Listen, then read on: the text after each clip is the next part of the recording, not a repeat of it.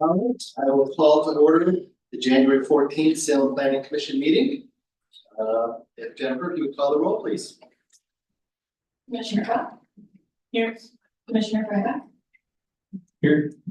Commissioner Heller is absent. Commissioner Lauren Midkiff is absent. Commissioner Rhodes? Here. Commissioner Slater? Here. Commissioner Todd? Here. Commissioner Truitt? Here. Commissioner Villarreal? Here. All right, our first order of business today is elections of officers for the year. So I believe we take this one position at a time. All right, so I guess we'll open the floor to nominations for the presidency. A very important role here in Salem, so. I would like to nominate Michael Slater to continue in his role as chair. Thank you. Are there other, do we need a second? Nominations? Second. Is there anyone else who's interested in the position? I was just gonna say.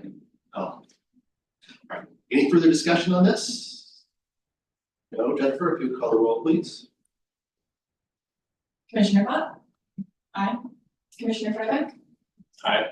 Commissioner Rhodes? Aye. Commissioner Slater? Aye. Commissioner Todd? Aye. Commissioner Truitt? Aye. Commissioner Villarreal? Motion passes. All right, that was on that one. Now, moving on to the vice president. I did talk to Commissioner Heller. She said that she was neutral as to whether or not she wanted to, she's neutral as to whether or not she would serve again. It's kind of really up to what people want to hear. I will not be serving a third term. I'm also termed out after next year. So I'm really looking to see if we have someone who's willing to step up and be vice president. That would be very helpful for me. If anyone is willing to do that, I would look to maybe some of our more senior members here. Could I nominate Kaylee Bott? You can nominate Kaylee Bott. Commissioner Fott might have to accept that. I can accept that, yes. Okay. It is a contest, although it didn't seem like last time. Is there anyone else that would like to be considered for that position? All right, hearing none. Jennifer, if you would call the roll, please. Commissioner Cobb? Aye. Commissioner Freyback? Aye. Commissioner Rhodes? Aye. Commissioner Slater? Aye. Commissioner Todd? Aye. Commissioner Truitt? Aye. Commissioner Villarreal? Motion passes. Thank you. All right, moving on our agenda. Is there anyone here that is planning to speak to the commission about not about the our case tonight? Anyone wanting to speak? Yes. I wanted to make a comment. Please come up to the microphone. Identify yourself and your ward or your address. And you have, let's say, 5 minutes.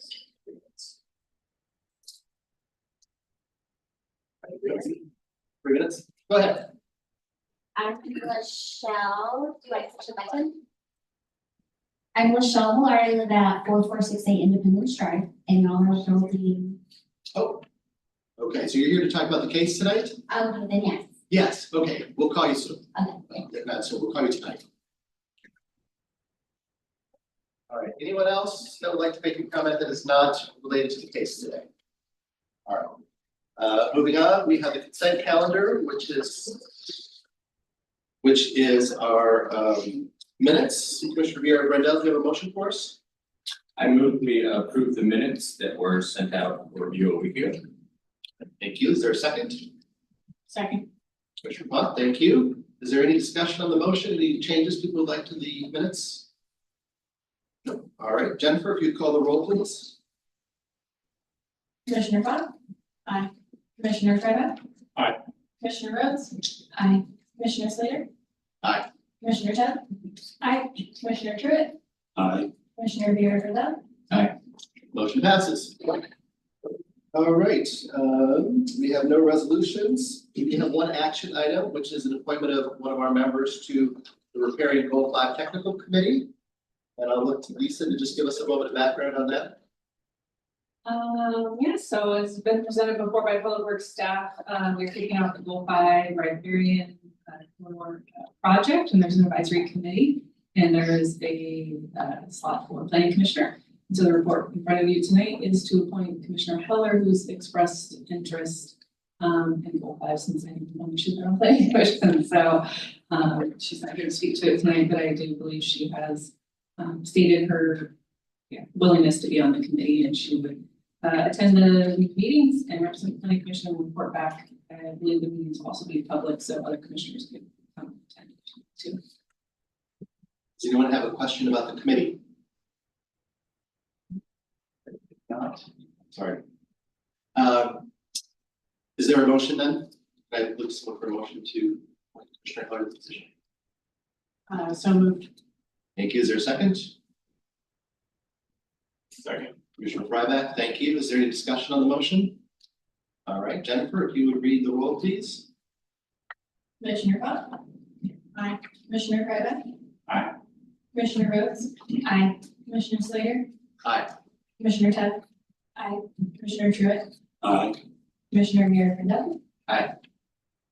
Motion passes. All right, moving on the agenda, we have a public hearing. Before we begin the public hearing, is there any ex parte conversations or conflicts of interest that anyone needs to disclose? Go ahead. Yeah, so last August, AKS came to a neighborhood association meeting and did a presentation. And they showed the development to the neighborhood association. Would I need to use myself for that ex parte? You wouldn't need to recuse yourself from that if there's any information that you received from that. You need to explain what it was, and so if anybody wants to respond to that or rebut it, Okay. they have the opportunity to, as long as you feel it. And then as far as bias, as long as you can feel that you can be impartial and decide the case on the merits. If for some reason you thought you couldn't, then you would recuse yourself. Yeah, the presentation that they shared was previous iteration of the development. I think some things have been changed since then, so yeah. All right, thank you. Then I think we're looking to Jennifer to read the criteria.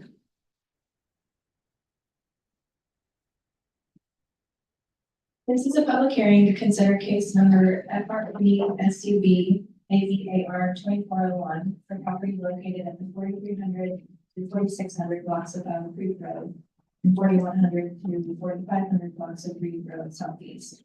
The criteria applicable to this hearing are listed in Salem Revised Code under chapters 530.030E, Fairview Reflective Plan, 205.015D, Phase Subdivision, and 602.025D, Airport Overlay Zone Height Variance.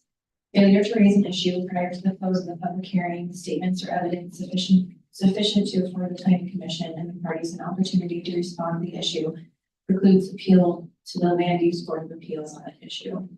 A similar failure to raise constitutional issues relating to proposed conditions of approval precludes an action for damages in circuit court. Prior to the conclusion of the hearing, any participant may request an opportunity to present additional evidence or testimony. The Planning Commission will then either continue the public hearing or leave the record open for at least 7 days. Thank you, Bryce. Is there one more? Is there one?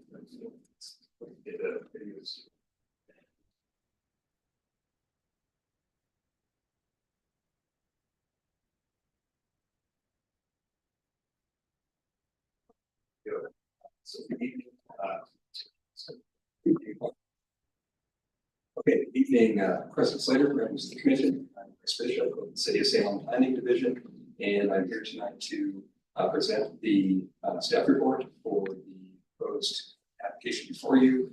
And this is an application for a refinement plan. Sorry, just sorry, I'll stop on the screen. That's my computer before we come here. Sorry.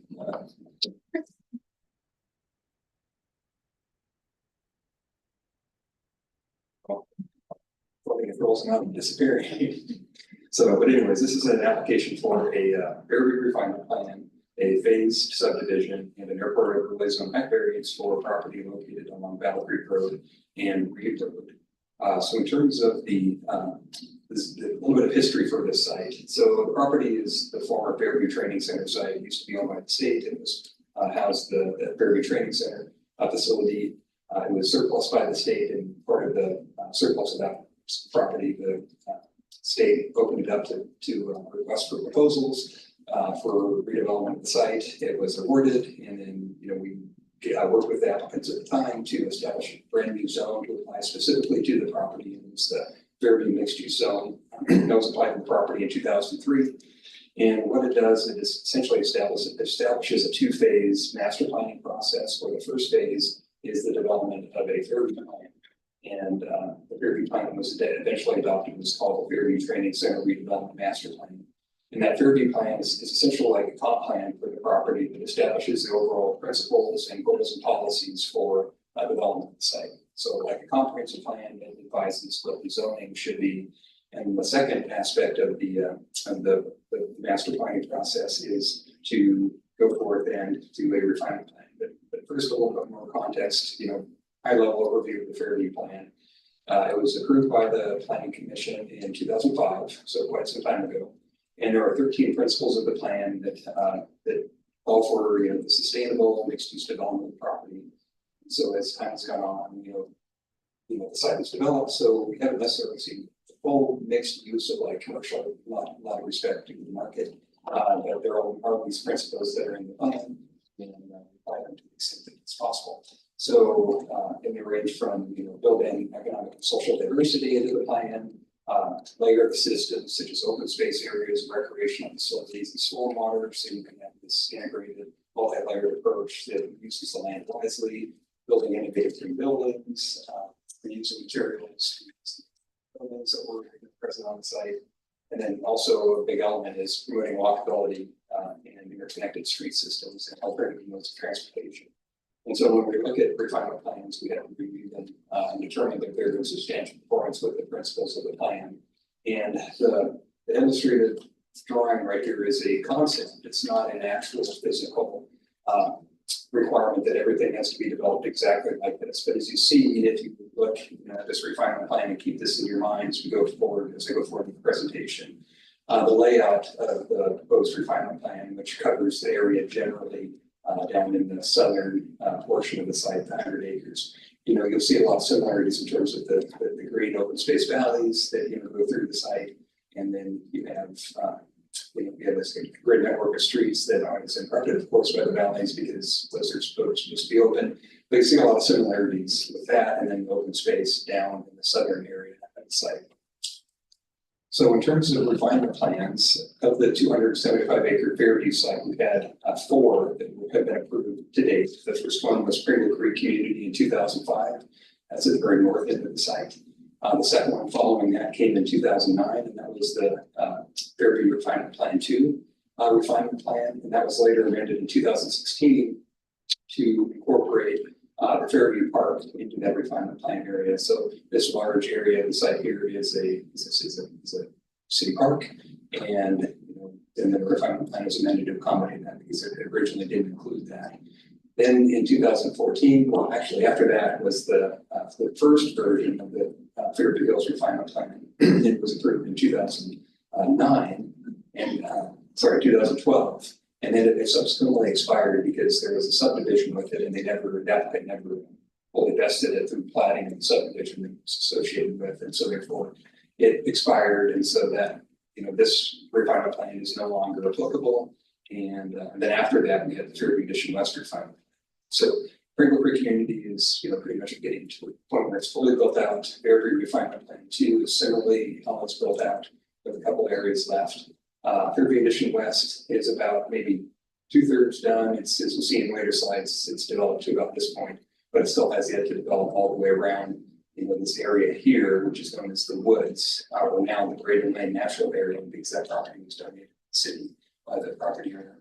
And then we have the new refinement plan that will replace the existing Fairview Hills one. And that's the new Fairview Hills refinement plan, and that takes up the last 102 approximate acres of the site. And so this will be the last refinement plan to be adopted for the Fairview Training Center property.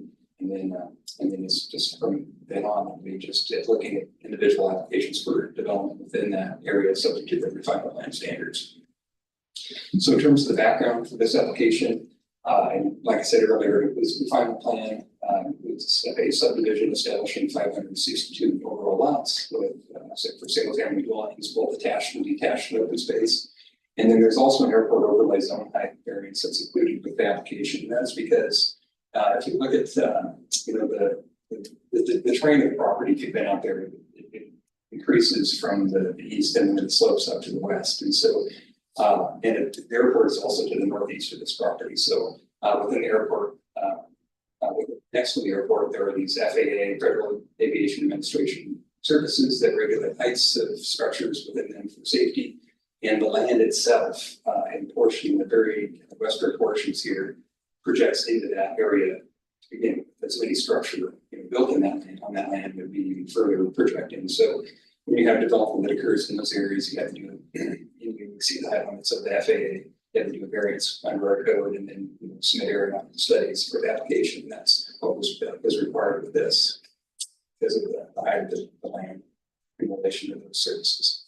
But in terms of the application processing, it was submitted on September 19th. After additional information was submitted by the applicant, it was deemed complete on December 18th. Public notice was subsequently sent and mailed on December 23rd. Posted on the property by the applicant and its representative on December 31st. And then the state mandated date to come to a final decision on this is April 17th of this year. So here's another slide that shows the 102 acres in white. And so the property is has frontage on Battle Creek Road to the southwest, Reed Road to the southeast, and both Battle Creek Road and Reed Road are minor arterial streets. To the northeast is Lindbergh Road. It's fully constructed, or it's constructed with previous development, and that's a collector street. And Lindbergh Road comes up and intersects with Strong Road, which is also a collector street, and then Strong Road. That's out to Reed over here to this, and that's also Pringle. And then also you have you have not only Fairview Park, as we talked about earlier, to the north of the site, which has access, from this property through a multi-use path and streets in the multifamily development to the north. And then you also have the Braden Lane natural area land that was donated to the city. So this is mainly intended to be left in its natural tree vegetated state without a lot of recreational activity. So it is more of a natural open space area. And then you also have Reed Road Park, to the southeast here, across Reed Road. And as you've seen the plans, there's pedestrian connection that's proposed across Reed and required as a condition, to lead into the development, provide access to that park in the future.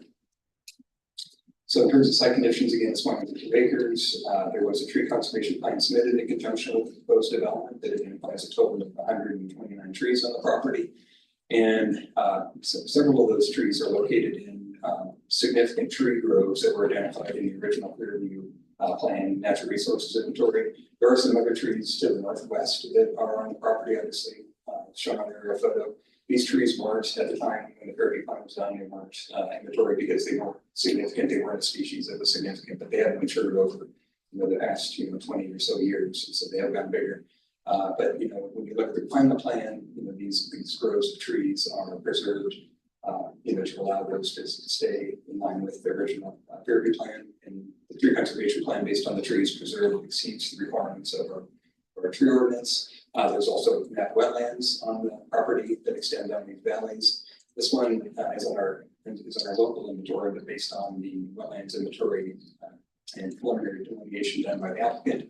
This is no longer present, but we're still showing it on our inventory, but it is no longer there based on the current delineation. But these wetlands are present, and then when you look at the final plan, these wetlands are the space area that extends, from Battle Creek through the site. And eventually, pedestrian connections kind of leads the Lindbergh Road. You can go from the Fairview Park or the Spring Quarter is required in the plan. There are also, based on the topography, map land site has susceptibility points on the property due to the slope. And that the applicant submitted a technical report with the application, and it finds that the development as proposed can be done following the conditions of approval recommended in that report safely. So in terms of the zone, to further regulate kind of use and development, it's broken up into several 4 overlay areas. the MI, the LI, the AU, and VC. VC is village center, AU is adaptive use, and then mixed intensity is MI, and then low intensity is LI. So as shown on the screen here, this is an excerpt from the plan. The property is majorly comprised of the mixed intensity area. And there's a perimeter low intensity area that's established as well. Perimeter of the site next to Mount Creek. Within the mixed intensity area primarily calls for residential uses with the possibility of some small scale commercial. And the low intensity area is only intended to provide a buffer or transition zone from the Fairview development to the surrounding subdivisions to the south, west, or the southwest and west of the site. And they have different densities that are proposed in the refinement plan. The density proposed in the MI is 5 to 10 dwelling units per acre, and the density proposed overall in the LI is 4 to 6 units per acre. And the other thing to remember with the Fairview zone, there's a maximum cap of 2,000 units that can be developed in the zone when it was originally established. So not only do we have to balance, the densities that are established in the final plan, but then also making sure that whatever occurs doesn't go over that maximum 2,000 trip cap, or not trip cap, but unit cap. So the density standards that are identified in the refinement plan, we work with the applicant to make sure that those proposed overall based on the acre of the MI and LI as well as let's see the maximum 2,000 units when you take into account what's planned for and constructed in the other refinement plans that are approved to date. So in terms of the refinement plan itself, here is kind of the overhead view with the spaces shown. So it provides for, as identified in the staff report, a mix of attached townhomes in the kind of the north area, or northeast or east area of the site. Sorry, the north is kind of not going directly up here. And then a variety of detached single-family dwellings in both the front-loaded, driveways off the street and rear-loaded with driveways off of alleys configurations. There is an interconnected system of streets provided throughout. There aren't any cul-de-sacs, within the development, so it does provide, for ease of access. Although it does have areas where you do have to, make turns, throughout the grid, but it is generally a grid pattern as much as it can be in relation to topography limitations. And then the layout of the streets respond with landscape, trying to work with contours and minimize the amount of site disturbance to the maximum degree possible. In terms of streets, there is a mixture of public and private streets and alleys in the development.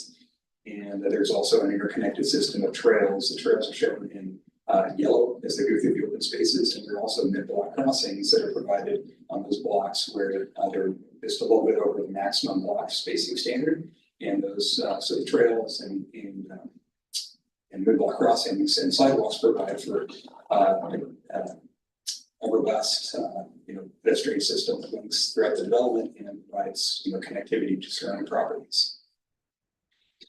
And then here's a little shot from the refinement plan that shows the landscape plan with a little more details on it. As identified area of the townhouse lots on the kind of upper end of the drawing with alley access. And then you have, alley access on streets that are on the lots that front the open space lots. So it provides an opportunity for homes that face the street with driveways in the back. So it provides a nice opportunity for residents to look out onto the open space and not have garages there. And then the paths provided through the open space, run throughout, linked to the stormwater system. And then you can walk from anywhere in the development and go to Strong Lumber Road and then eventually go to Fairview Park. And then eventually when Fairview Edition West, is completed, there'll be connections to that development. And then there's also a community park that's proposed on the southern end of the site. And this area is a little bit unique because when the Fairview Training Center was in operation, it was this is an orchard. There was an orchard area that pretty much accommodated a large majority of this portion of the site. And in order to ensure that it was safe for development, the property owner had to remove certain kind of topsoil and take all the contaminated soil with pesticides and then and deal with it. And so one part of the way they dealt with it is to dispose of it in a quarry, a rock quarry that used to exist on the property. So that disposed soil is here. The site is under equitable servitude from Department of Environmental Quality. And so there's limits on what can be done on it. The proposed park will not conflict with that. And any further development of that will have to meet the DEQ requirements and equitable servitude. There's a couple cross sections that are provided in the plan that show open space areas that would be between the streets. The streets are these valleys that kind of go through. So you have streets on either side, and then you have the open space areas down with trees and vegetation between. And then here's a close-up view of the community park that's proposed with the amenities that will include play structures, basketball area, so on and so forth. So in order for a refinement plan to be approved, there are criteria. The first one is that it has to substantially conform with the principles of the Fairview plan. It has to conform with the applicable provisions of the Salem Area Comprehensive Plan. It has to be compatible with the joint land uses, be physically feasible based on infrastructure, and conform to all standards of the UDC, except where the refinement plan deviates from the standards. And that's another thing, since they were essentially refinement plans to get to write their own. It's a zoning code essentially, so that those standards can deviate from the SRC standards and must become the regulating requirements for development of property.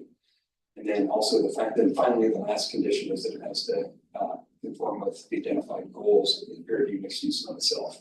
So in terms of the development complying with those criteria, that's all explained in pages 12 to 32 of the staff report. As identified in the findings, staff recommends that it is found that it meets those requirements. And we recommend one condition of approval, however, is in conjunction with the refinement plan component of the application. That requires a series of revisions to the refinement plan that are identified in track changes in that document. And then there was a supplemental staff report that we provided to this afternoon based on comments we received yesterday from the applicant. And it includes several a few recommended, several, I think it's 4 changes to the development standard, further changes to the development standards included in the refinement plan. We identified those in the supplemental report. And staff feels that the recommended revisions are consistent with the plan, and the changes to make things more clear and to ensure that these are other things staff will administer the census like a zone code. So staff want to make sure that whatever is written in the final plan is easily understandable and we can administer it. So it's like a little mini code amendment in a way as well. So the supplemental staff report addresses the additional revisions. Recommend approval of those. Then we move on to the subdivision component. Again, it's 562 lots. Of those, 546 are proposed for residential use. And they include a variety of lot sizes and configurations. And like I said earlier, both front loaded with driveways off the streets and then rear loaded with driveways off of alleys. And the color coding that's shown here, it reflects the different housing types that are proposed. So the purple are the attached townhouses. And then you have varying widths of lots where on the single family detached side, either front loaded or rear loaded. So there is a variety of housing types provided throughout. We refine the plan to accommodate a variety of interests and housing needs and hopefully addressed housing at different price points, which is also a component of the Fairview plan to provide the housing needs for the cities and diverse population incomes. And the subdivision includes a total of 6 phases. They're identified in the dark double or dash lines here are the phase lines. Phases 1 to going through 6. Yeah, so again, primarily single family residential and either attached or detached. As with the refinement plan, staff reviewed for the subdivision for conformance with the standards of the code. Those are detailed on page 32 to 60 of the report.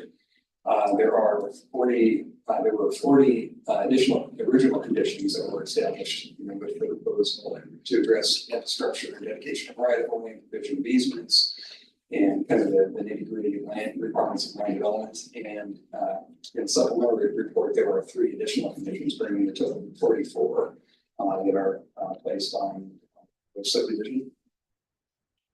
And with those conditions, the staff finds that it does meet the criteria. And then finally, we have the airport overlay zone variance. And again, there's portions of the site that extend more than 300. And so it's in the horizontal surface area of the airport overlay zone. And that is an elevation of 150 feet above the airport elevation, which is 213.4. So there are portions of the site that are above 363.4 feet. So anything above that has to go through a study with the FAA and get a variance. So as identified in the staff report, those studies were submitted to the FAA, and the FAA did provide determinations that there will be no hazard to air navigation. And there was also similarly a determination submitted by the applicant from the Oregon Department of Aviation, explaining that the 45-foot height limit that is proposed in the final plan and would be the maximum height for structures in the development, would also not serve as a hazard to air navigation. There is a recommended condition of approval, however, when subsequent to the staff report and further review those documents, it was determined that there were more than just the studies for the site included in the determination. So there was also another subdivision that's further to the south near Landau and Battle Creek that had 8 studies included. So the staff, the FAA study said there were 15 altogether, but there was actually only 8 or 7 that were specific to this site. And they all determined that there was no hazard. But as a condition of approval part of the final plat for phase 1, we want to make sure that the record is clear, so we get updated studies from the FAA that are specific only to the Fairview site and don't include the other subdivisions. The state plan included with the FAA.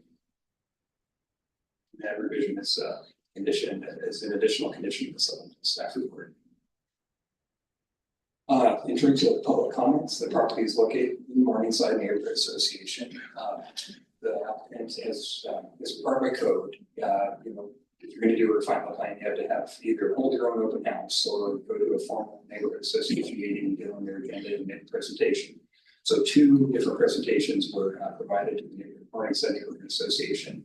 One in December of 2023 and one in August of 2024. And those, the applicant presented at those meetings, and then we did get comments, as you have in your packet and received part of the meeting, comments from the neighborhood association indicating support for the proposal and concepts that proposed there, preserving the open spaces identified in the plan, providing more housing. So the neighborhood association is in support. In terms of agency comments, we received comments from the Santa Maria Mass Transit District requesting that a bus stop be provided along Reed Road, and our code requires that when the transit district requires a bus stop, that it has to be provided. And so that is a condition of approval in the report. Also received comments from the Santa Casa School District requesting several bus pullouts on the front of the side on Battle Creek, Reed, and Lumber Road. And then also a sidewalk construction from the terminus of the boundary of the property on Battle Creek Road, about a quarter mile to the north on Battle Creek, and wrapping around on Pringle to Lincoln Blessing Middle School.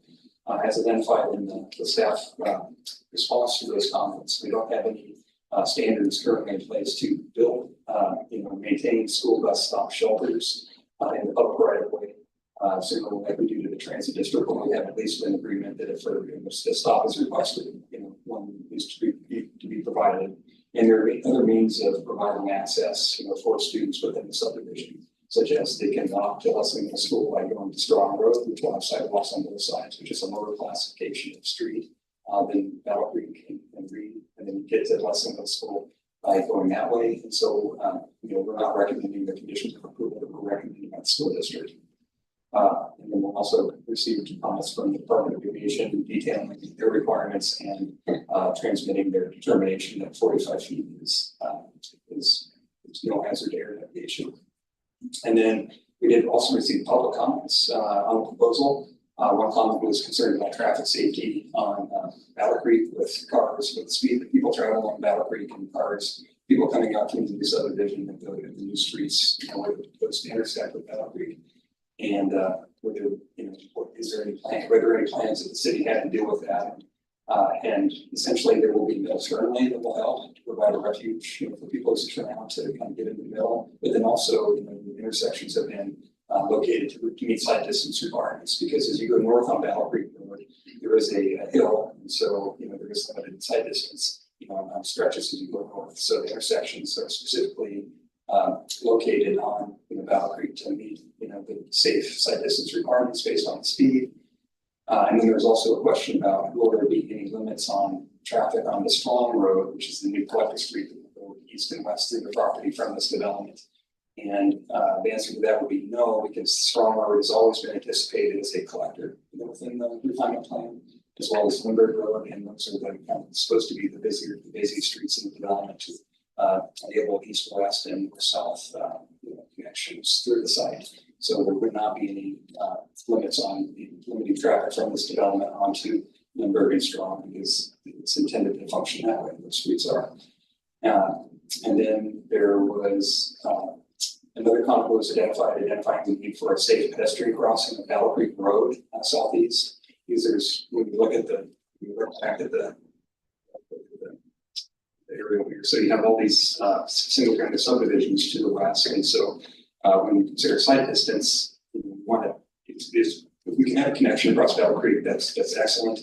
And but in terms of where it goes, we need to make sure it's sited with site distance in mind. So we are recommending in the staff report that in order to connect this subdivision area through the site to allow opportunities to get Fairview Park, that there be a connection, a pedestrian crossing in Independence Street where it intersects Battle Creek. It would be as a strike crosswalk with a button with a push button, activation of signs with lights to allow for pedestrians to cross. That will allow people to come through the subdivisions here, come to Independence, cross safely, and then make their way through this development along the trails in the open space, eventually getting to Lindbergh, and then either crossing, going through Heritage, or coming down here, and there's a multi-use path there to this development to get to Fairview Park. So in order to address the concerns and the need to provide safe crossings for pedestrians across Battle Creek, we are recommending a condition for approval be added for that. And then there was a final question about, or comment about timing of intersection improvements of Reed and Battle Creek Road. And, at this point, there's a condition of approval that requires the intersection of Reed and Battle Creek to be improved in phase 3, and that includes realigning the street intersection so it comes in at, really make an intersection at a 90-degree angle rather than the skew angle that they currently have, and also installation or construction of a traffic signal. So with that, I would wrap up my presentation and recommend that the planning commission adopt the facts and findings of the staff report and the supplemental report and approve the application based on the original conditions in the report and the supplemental report. Thank you. Thank you. Let me start with the question, Bryce. Did you have any notes, or is this all actually in your head? Well, I have Okay. That's great. Yeah, this is really interesting. There's a lot of material. Questions from the commission. This is a really substantive package here for us today. Other question?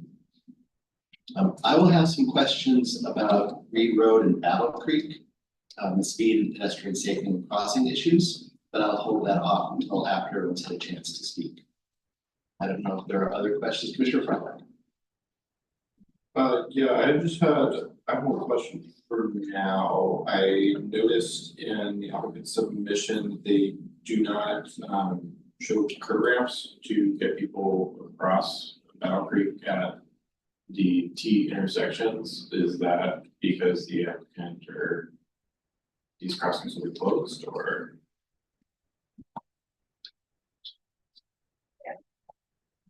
On the opposite side of Battle Creek, there's no curb and sidewalk.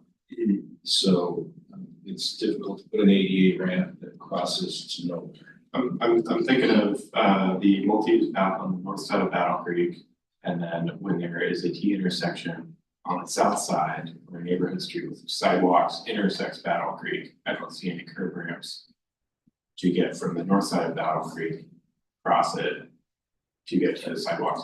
I think at this point, this is still high level. We're not into the design details, so we haven't worked those issues out.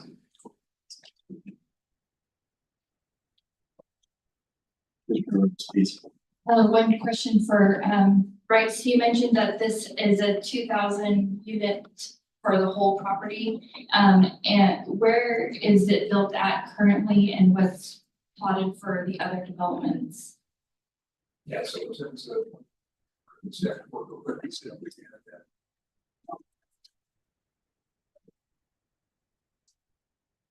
Staff report, there's a section that talks about the proposed developments conformance with the Fairview mixed use zone. This one here.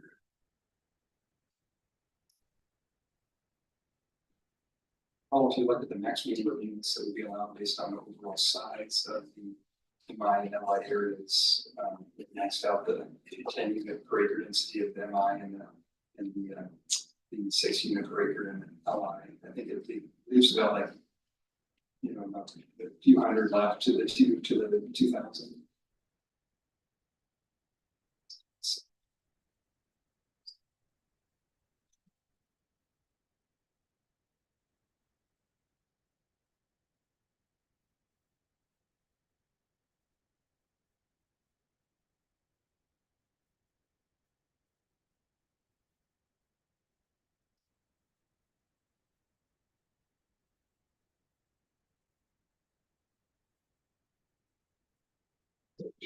Thanks.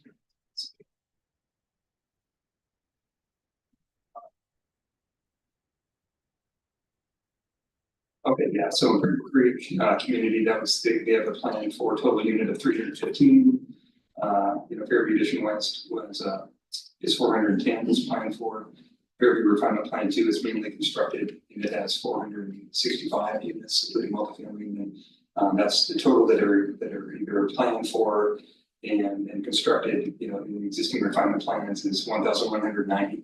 So this will add an additional, if you look at the maximum, I think it's 700 based on the density. So maximum that's proposed in the refinement plan will still be under the maximum 2,000.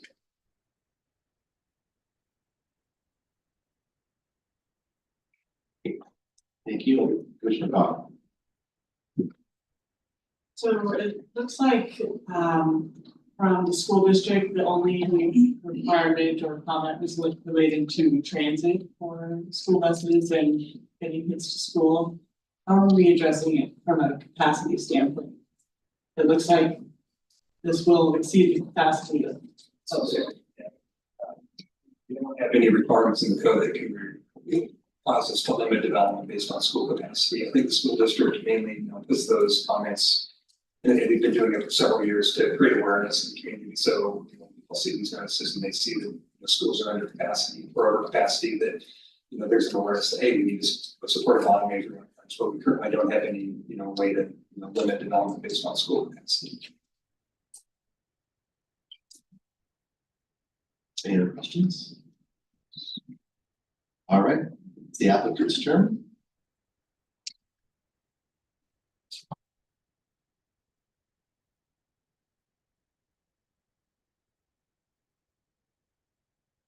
And state your name and affiliation in 15 minutes.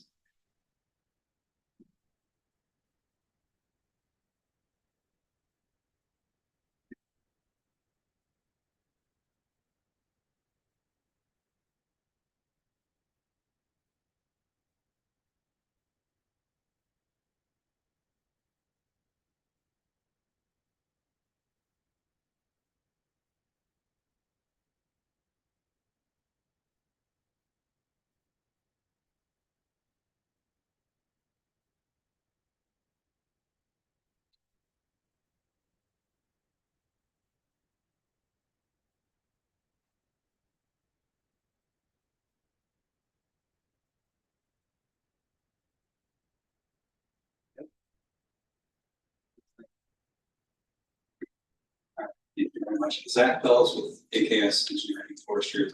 We're located at 3700 River Road North in Kaiser, and we are here representing the applicant tonight. Your staff did a fantastic job of doing our job, so it makes it a little bit easy for us. I think we want to just kind of hit the highlights. We've spent about a year and a half, the last year and a half, working on this project, and that includes feasibility analyses, outreach to the community, coordination with your staff on the plan that we really think addresses all of the principles of the Fairview Master Plan and all of the applicable criteria from the city's subdivision and other related ordinances. We've got our full team of experts in the house tonight, so if you have any questions for us, please don't be shy. Don't hesitate to ask those questions before we close the record. We're happy to answer them. We want to make sure that all of your questions are answered before we close of the record. I think before we jump into it, two things. First, we'd really like to express our sincere appreciation to our staff in all of their time in helping us get to this plan that's before you tonight. We're really proud of the application that's in front of you. And you saw from your packet that there's a lot of really good information in there. A lot of that was developed in coordination with your staff. I'd also like to thank the Neighborhood Association for their time and effort in, I guess, allowing us to come and speak to the neighborhood and providing their feedback as well. I think one thing I'd also like to mention before we jump on into the kind of the details of our presentation is that Hope Homes is not just a land developer, they're also a home builder, and they've been building homes in the Pacific Northwest for the last 40 years. And not only are they a land developer, but they do a lot of master planned communities. And that combination of experience building homes and building master planned communities throughout the Pacific Northwest has really helped them understand kind of the desires of residents in our region. And a lot of those desires are reflected in the plan that's in front of you and the details that went into the specific standards that were part of the refinement plan standards. And that was something, that was a document that we worked closely with staff in preparing. So things like details with regard to the design of sidewalks and streetscape amenities, all of those things originated from feedback from the applicant and their experience with similar communities and was refined through coordination with staff. So again, a big shout out to your staff and other community stakeholders in putting this plan together. We had planned on kind of running through a lot of those items that Bryce talked about the background of the Fairview plan and how the Fairview plan is intended to be refined through the refinement plan process and the development of standards. We don't have to do that. Bryce did a fantastic job. I think we do want to focus on sort of the highlights of our plan. So we'll kind of quickly run through that first part. We'll talk about some of the highlights of our plan, maybe just reiterate some of the points that Bryce mentioned, and then we'll save some time for any questions that you all have. This is just a quick look again at that slide that Bryce showed you with the original Fairview concept plan with our site shown in here in the red. And you can see that our site is a pretty large chunk of that total 275 acre area. So Bryce mentioned that our site is about 102 acres, just under 40% of the total site area is comprised of our site. On the left of the screen here are sort of the main themes of those 13 principles that Bryce talked about from the master plan. Again, the refinement plan is intended to take those principles and turn them into specific development standards that can be applied to the future development on this site. So when we talked about, I'm gonna kind of flip through these slides real quickly, but I do want to highlight how our plan is specifically consistent with those themes of those principles as expressed in 2003 master plan. And essentially it comes down to, I guess, providing land uses that promote social and economic diversity, promoting land uses and transportation network that provide efficient movement throughout the site, and then really looking for ways to promote environmental sustainability, ecological integrity.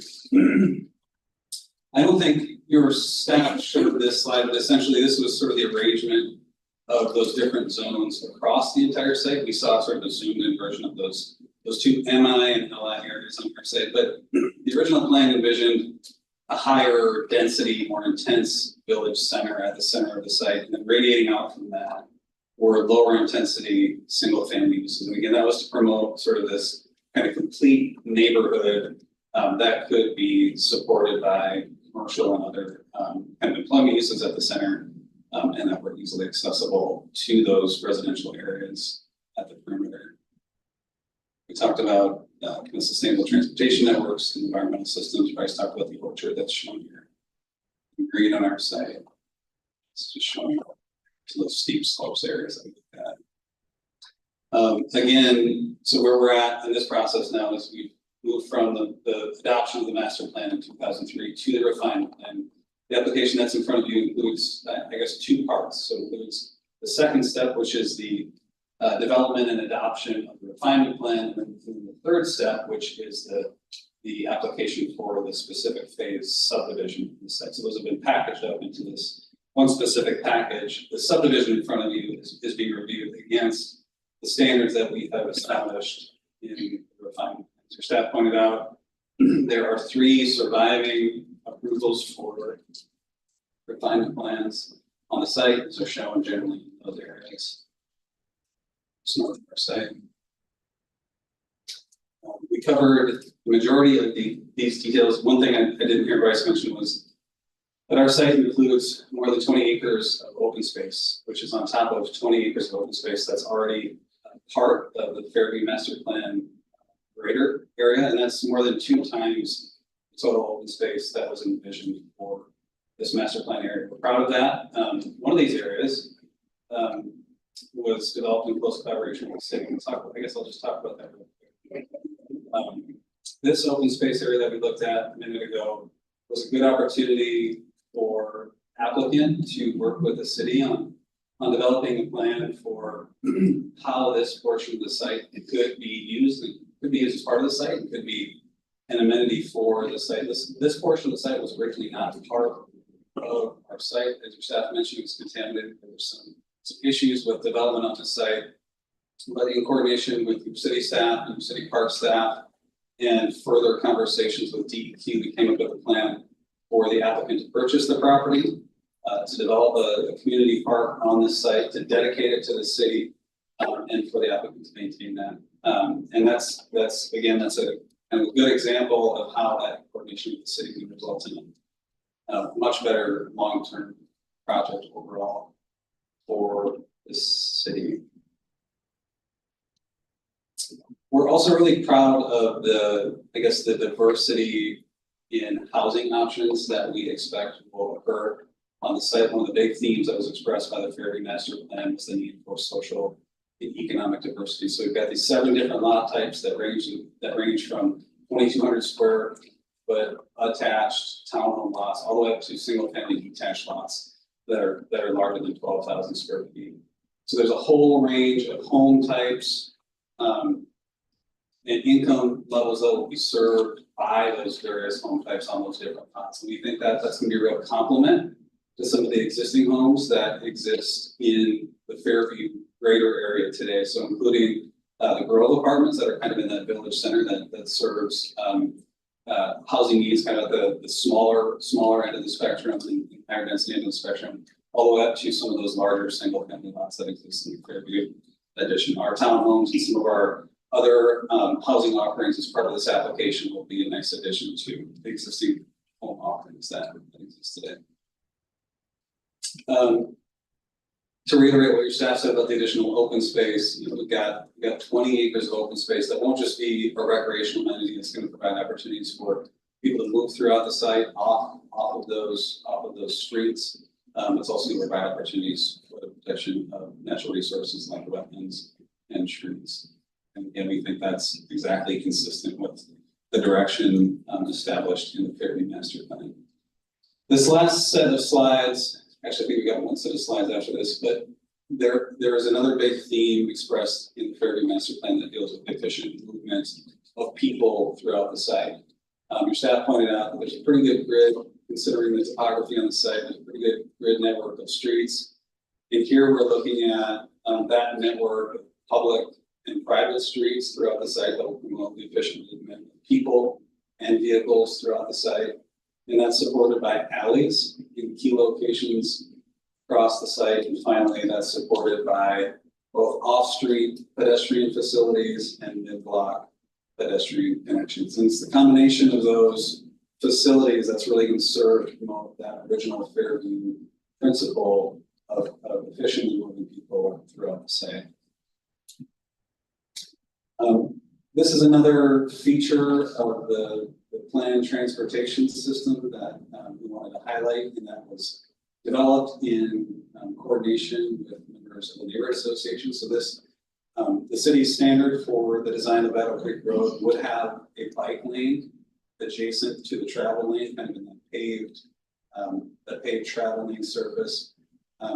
After coordination with the neighborhood, we decided that it was safer and more attractive to remove that bike lane from the vehicle travel lane and put it up next to the pedestrian lane. So we've got it's a little bit tough to see on the screen, but in the section view at the bottom, you can see there's a 10-foot wide multi-use path that will serve the needs for bicyclists at Battle Creek corridor instead of having them be in a bike lane next to the traffic. So that was something that was developed in coordination with members of the neighborhood association.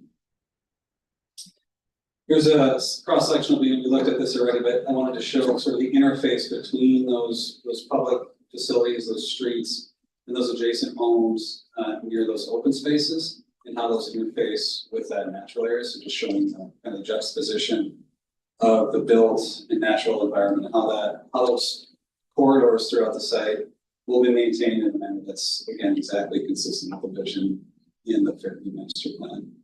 This is that same cross section of open space too, so just the one just to the north. And it's a little bit tricky to see here, but you can see there are sidewalks adjacent the public and private streets, and then there are also trails that run through the interior of those open spaces as well. So providing just ample opportunities for pedestrian and other non-automotive modes of transportation throughout the site. Right, this is the last couple of slides before I'll turn it back over to you for questions. But one of the other main themes of principles that was expressed in the Fairview Master Plan is environmental sustainability. And we talked about how we're doing that by reducing automobile trips. Reducing automobile trips reduces vehicle emissions. We're also kind of promoting state-of-the-art, state-of-the-best practice stormwater facilities. So we've got a regional stormwater facility at kind of at the top of the screen here. I guess that's sort of the east of the screen, and that's going to treat and detain stormwater runoff before it's released downstream, making sure that that water is clean for their plants and wildlife habitat.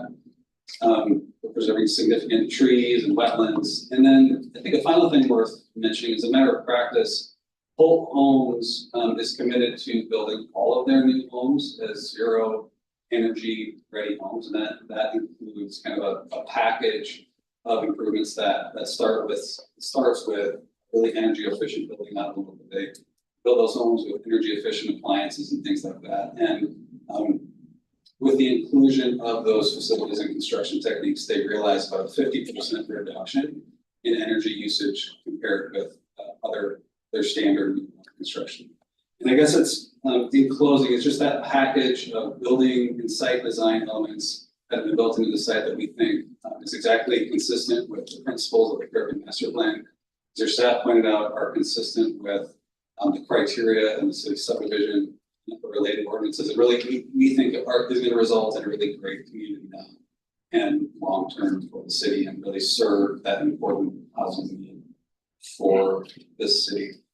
Before I turn it over for questions, I do have just a couple comments, I guess.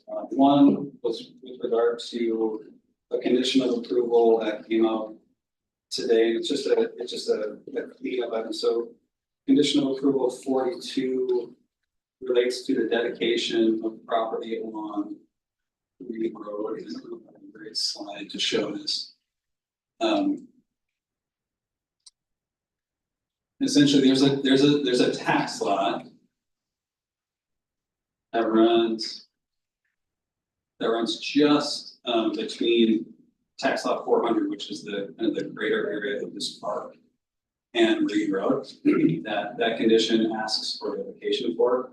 The only cleanup item is that the tax lot that's called out in the condition actually stops right over the cursor is, and there's a separate tax lot that picks up to the north. So the cleanup would request that staff in that condition reference that tax lot 273 in addition to the lot that's currently mentioned in there, just to make sure that all the necessary right of way is included in that condition.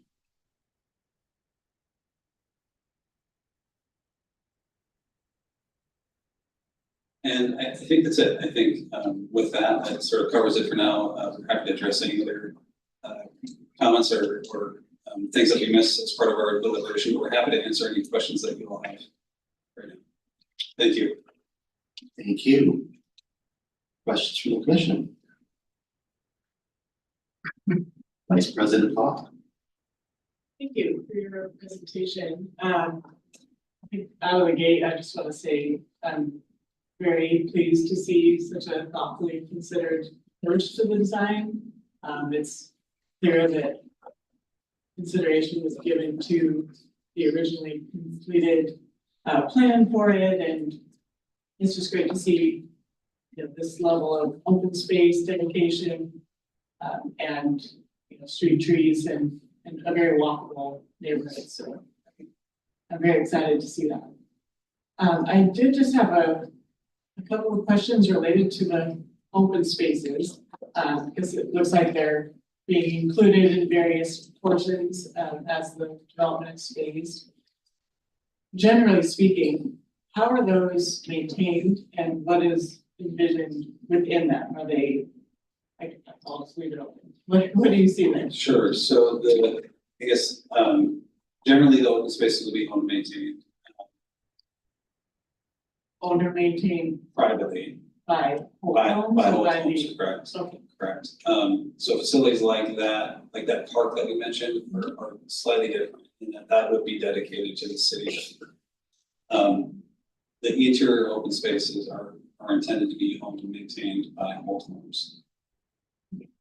And then, you know, the scale of the lots, implies that economic diversity that you mentioned. Is there any idea what the range is? You know, do you have a target starting, starter home price point up through your third home price Sure, point? sure. Or what does that look like? So yeah, at this point, I guess we have not sort of gotten to that level of detail where we've got those home price or even ranges in mind yet.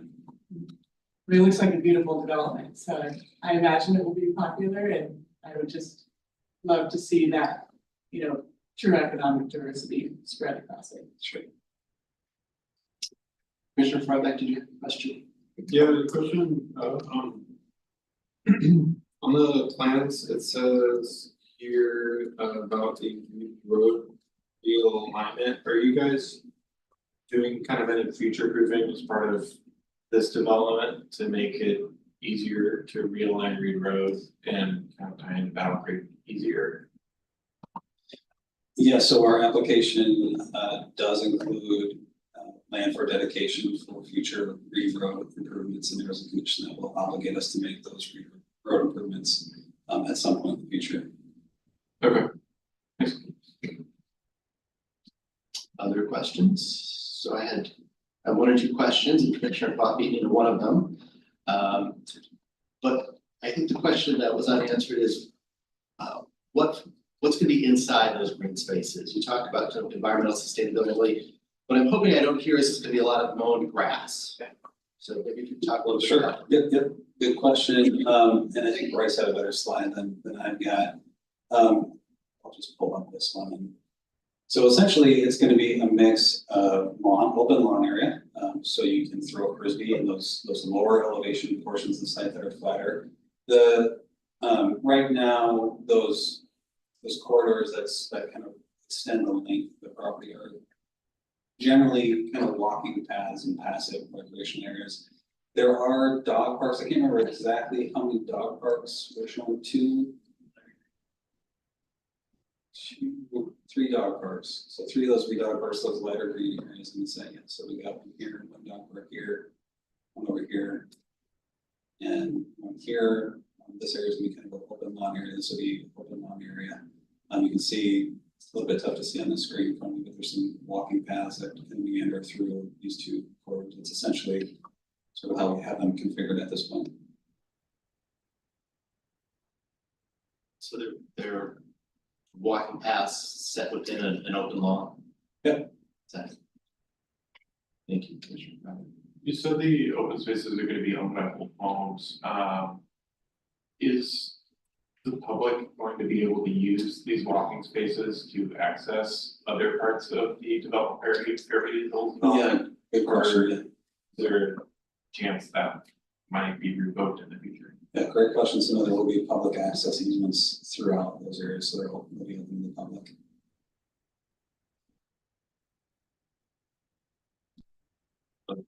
Please, Commissioner T. I just had a follow-up question about the contaminated site, just so I can sleep at night. So I'm assuming it's arsenic from Joseph Orchard. And then I was unclear as to whether the fill was being removed and moved offsite or brought on-site from another place that there was a. Sure, good question. So that, all that remediation has already taken place, actually. So the fill is kind of buried beneath this engineered cap. There's an engineered soil cap that's placed on top of that. And what we've been coordinating with DEQ for the last 9 months is just what amount of disturbance we can make on in that cap to put in a basketball court, to put in a playground. And we've confirmed that just we can make a small disturbance there and won't have any effect on the contaminated soils within that cap.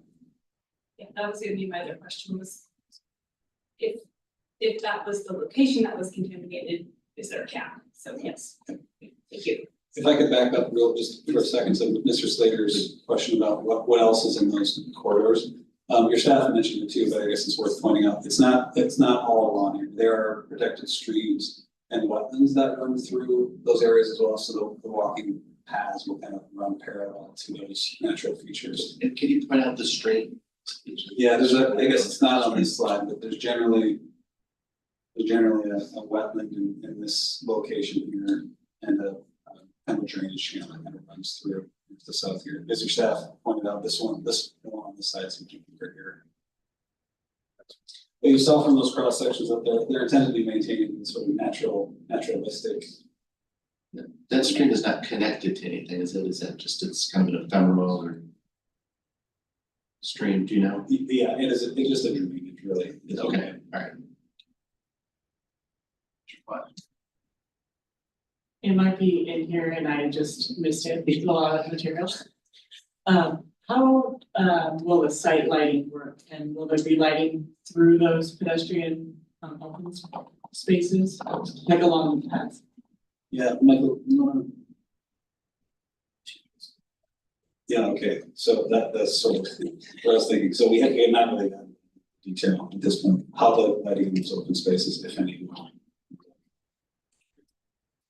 So you haven't decided, I know you're too early to pick the fixture, but as far as providing it or not, I would hope that there would be site lighting generally just for the safety standpoint. Yeah, alternative to the project engineer to provide a light initiative.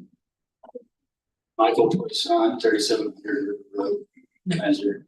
We'll have streetlights on all the street, public and private. For the open spaces, we haven't looked at a lighting plan. We're also trying to respect the wildlife that uses those areas, so I'm not so sure we are gonna light those up. That would be more of the final design to the rest of this plan. That answers your question.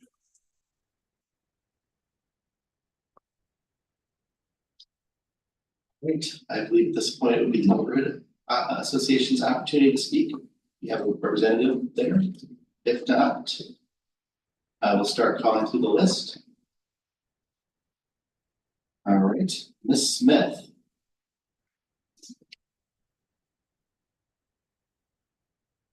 If you could please identify yourself and affiliation, you have 5 minutes.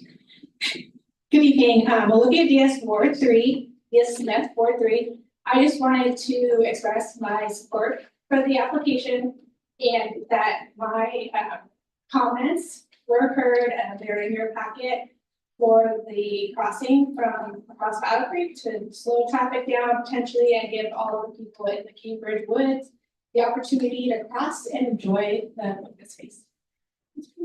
Thank you. And Bryce, could you pull up the image where we can see where that area is? For the crossing. Yeah, yes, this is just lots of streets, crossings, side streets, alleys. In terms of like a Google Street View, we're. Sure. Okay, yeah, just give me a second. Whatever you think would be the best way to illustrate that. Sorry, I can't even see the next step. Let's see, I guess that's there. Oh my goodness.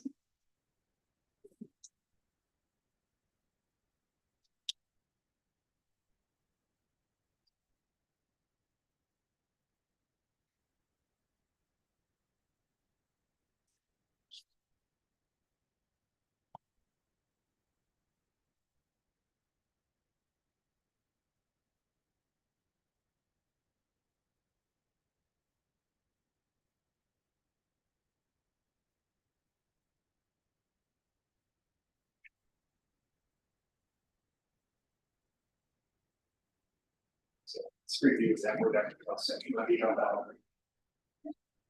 Thank you so. Okay. So Olivia. So where exactly, which street are you talking about? You're talking about connecting? It would be Independence, so this is Independence, Okay. leading into Cambridge Woods, and then the development would be over here. As you widen Battle Creek, we're concerned about the condition 44. Additional condition 44 was. Conditional. Condition 44 supplemental report, but as you widen Battle Creek, traffic, speeds up and getting across that was a concern. And that is the main entrance or one of the main entrances that runs through the? It's one of the main entrances that runs through the Cambridge Woods subdivision. Okay, thank you very much. Oh, I'm sorry. Just have a quick clarifying question. Sorry, Olivia. From my understanding of the map, it looks like that intersection right there would lead in as part of phase one. And then connect into open space one. Is that also part of phase one? Portions of it. Okay, but so the crosswalk and those trails would be built as part of phase one. The walking paths and stuff. Condition 44. Condition 44, that was written to phase one is the pedestrian connection. Correct, we recommended it with phase one, because that's when they're building that frontage along Battle Creek.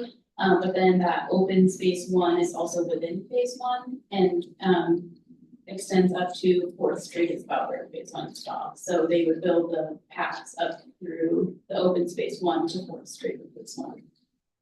Okay, thank you. That was helpful commentary on Olivia's comment. And I'm gonna try and go back to the Reed Road conversation later during staff questions. So I believe we have Carrie or Greenvine. Please identify yourself and you have 5 minutes. Please identify yourself. My name is Carrie Vine, and I'm a resident of Ward 3, and I'd like to share my thoughts on pedestrian safety concerning the Cambridge Woods subdivision and enhancing community connections between the existing neighborhood and the new proposal. It's critical to have a safe crossing over Battle Creek to enable residents access to parks, open spaces, and mixed-use areas in the Fairview region. I urge the Planning Commission to adopt the recommended conditions outlined in the supplemental staff report, particularly the one regarding the crossing from the development to Cambridge Woods. Thank you. And that is that 44? Conditional condition 44. I'm sorry, here, next we have Diego, let that with your last name, sir. Diego Aguilera? Yeah, sorry, I'm the applicant, I signed in, I don't have any comments. Oh, okay. Thank you. And Garrett Stevenson? Same. Same. Yeah. All right. Donna Reeds?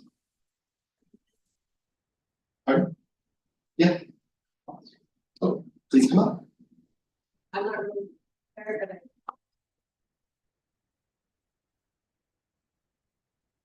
I wasn't either, so you're welcome.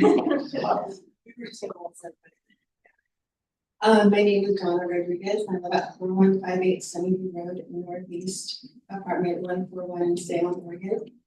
I don't live anywhere near that area, but I do travel, taking clients and such all over Salem.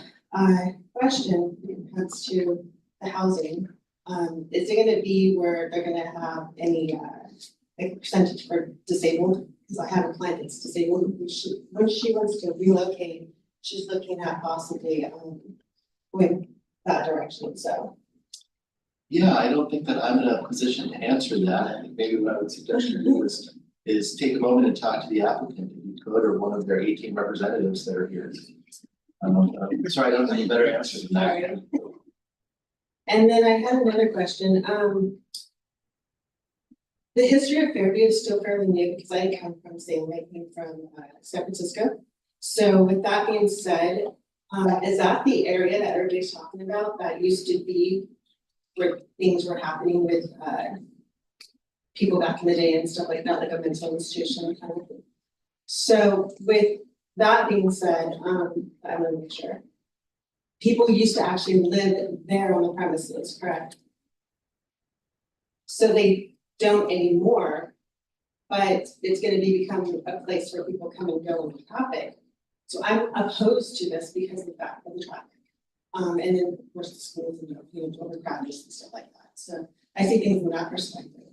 But I mean, it's a beautiful display. The other thing too I wanted to say was that, or ask is, are the builders working together with the schools, districts, to make sure that schools are being. I'm really not in a position to answer some of the questions that you're asking. That's not the primary role here. So again, I would encourage you to talk maybe with one of the staff. They can answer that question. Okay. So what am I allowed to ask? I'm sorry.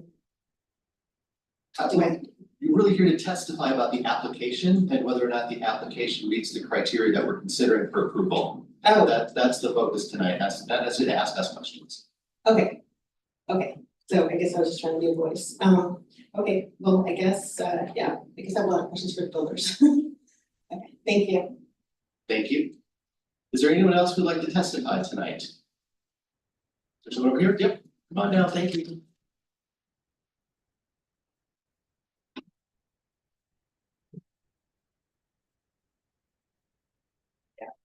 Okay, so I'm Michelle, I live on Independence, and if you popped that thing up that y'all had a minute ago, like I am right there. So, as you can see with the picture they had earlier, there was no sidewalks on either side. I'm hoping that there will be sidewalks all the way around.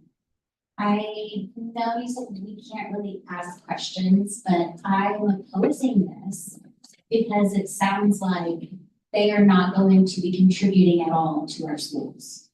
So I wish y'all will take that in consideration.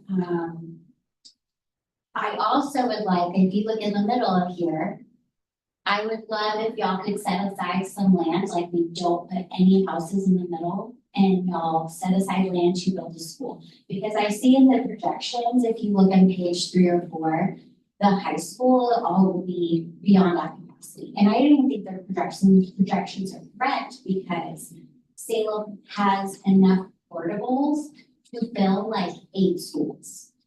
So we need more schools. We don't need more houses. Yes, we need more houses that people can afford. That's true, we do need that. But we need more schools. And just like looking at this, I was thinking we needed an elementary school in the middle of this development, but dang, we need a high school. So can you please tell these people that they need to set aside some land for a high school? I would love that. Another thing is the buses. My daughter has been late to school almost every day because of the bus situation. I called the bus barn and they said, we need 10 more buses and bus drivers. And then she goes on to say, actually, we need 20 more. So if they're gonna build this, like I feel like they need to contribute to the schools, do something to get more buses, more bus drivers. This isn't good for our community. It's not gonna work. And then the lighting, like you said. I mean, for my kids, I don't want them crossing that street. That street, if y'all go down there, like going from Independence, driving up south to Kugler, it is not safe. There is no sidewalks all the way up to Kugler. And there is like hardly any lighting. There's hills, like y'all talked about. There definitely needs to be lighting at the park and along the street for safety of people. And also the other idea that bothered me is the park, there's no park. So I guess I can't ask you that, but there should be parking at the park. Those are my comments, I guess. I hope you take into consideration. Thank you. And I think there's one thing that maybe Bryce could offer on this. There's a page or two somewhere in this document that shows the amount of SDC charges that the developer's paying, some of that goes to schools, and it's kind of helpful thing for the public to know about? So the city collects system development charges or SDCs for utilities and streets. So they pay fees based on the water meter size for the water they're receiving, a set number of trips. In this district, it is a little unique in that they don't pay SDCs, they pay district development fees, which are the same as the cost of SDCs. They're just set aside in a different fund for improvements specific to this area that was set up back when the original Fairview Development District Plan was set up. They do not cover any school district improvements. Those are specifically for city infrastructure. Perfect. Well, thank you for that information. So I was educated. Thank you. Thank you very much. Do we have anyone else who would like to? Yes, please.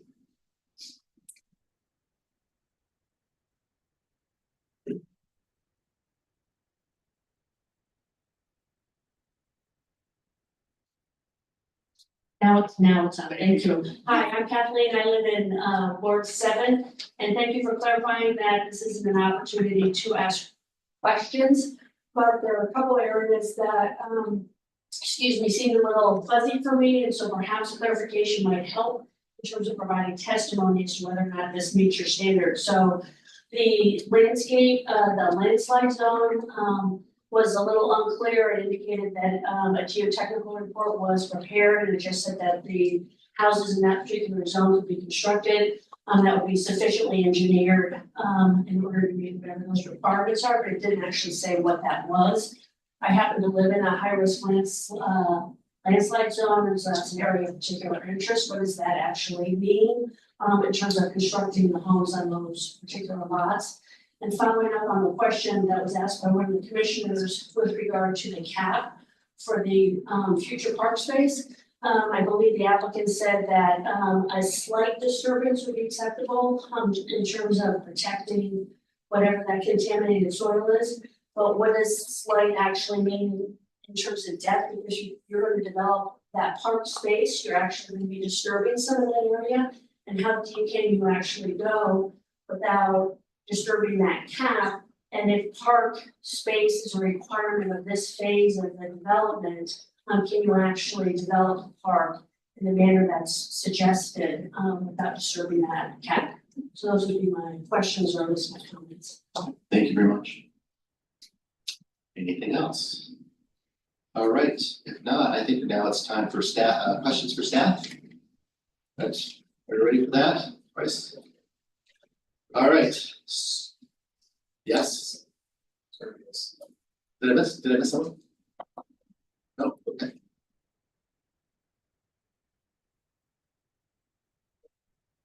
Okay. So I guess I will start with the question. And you might have to help me find the right spot on this, but there's a point at which we have a 13-foot travel lane in Battle Creek. So I wanted to understand why there's a 13-foot travel lane in Battle Creek that strikes me as dangerous. Hi, Tony Martin, Assistant City Traffic Engineer. 13 on a 14-foot bike travel lane facility provides a little bit of buffer. The task of driving is very complex, especially at higher speeds. Anything smaller, especially with a curb, people shy away, generally 2 feet or so. And that's why we would have a 13-foot lane adjacent to the curb before we get to the center turn line. Now we could consider running a fog stripe along there at 11. So we still have that 2-foot buffer, which is consistent. If we put a median on it out there for a ped crossing or something like that, there's a shy distance away from there because we don't want vehicles to hit it. It'll become a safety issue. Go ahead, Laura. I just wanted to provide, thank you, provide a little bit of additional background on how we got to the 13-foot lane. Yeah, and can we see a map with, is there some map or drawing here that we can look at while we have this conversation? Should be a cross section.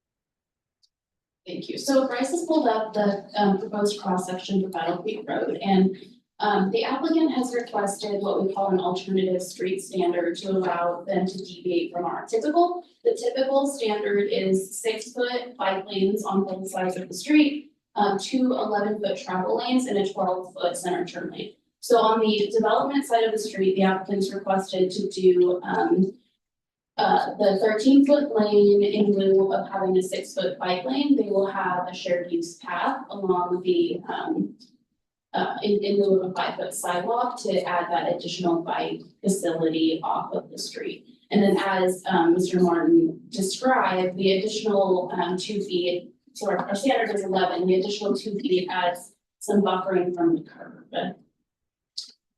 And so why do we need buffering on one side but not the other? Should not the other lane be 13 feet? The other lane has the 6-foot bike lane on that side to have distance from the curb, So we're buffering the curve by the bike. essentially. That seems odd to me, but okay. All right, Commissioner Pravick. Yeah, so we've heard a few concerns from neighbors about speeding on this street, and I've heard quite a few myself. Most recently, am I allowed to reference, okay, so the city of Salem had applied for a safe roads to school grant in front of Leslie Middle School. I believe it was a center waiting island, so students can cross across Battle Creek Road to get to Leslie Middle School. I've heard from, people who are helping get their kids to school, Leslie, that people do not drive 20 miles an hour on Battle Creek during school zones, and they don't slow down to let students cross the street. And, the existing cross section on Battle Creek, it promotes, to me, very fast driving. And I believe recently, I think it was the last city council meeting, the city approved a settlement as a part of the crash on, I think, Mildred. Somebody driving 60 miles an hour down the street with a very similar cross section. And they felt entirely comfortable driving 60 miles an hour on a street that looks like this. I am weary of, looking at a cross section like this and seeing the 2-way left turn lane and seeing something that looks so familiar that somebody felt okay driving 60 miles an hour on.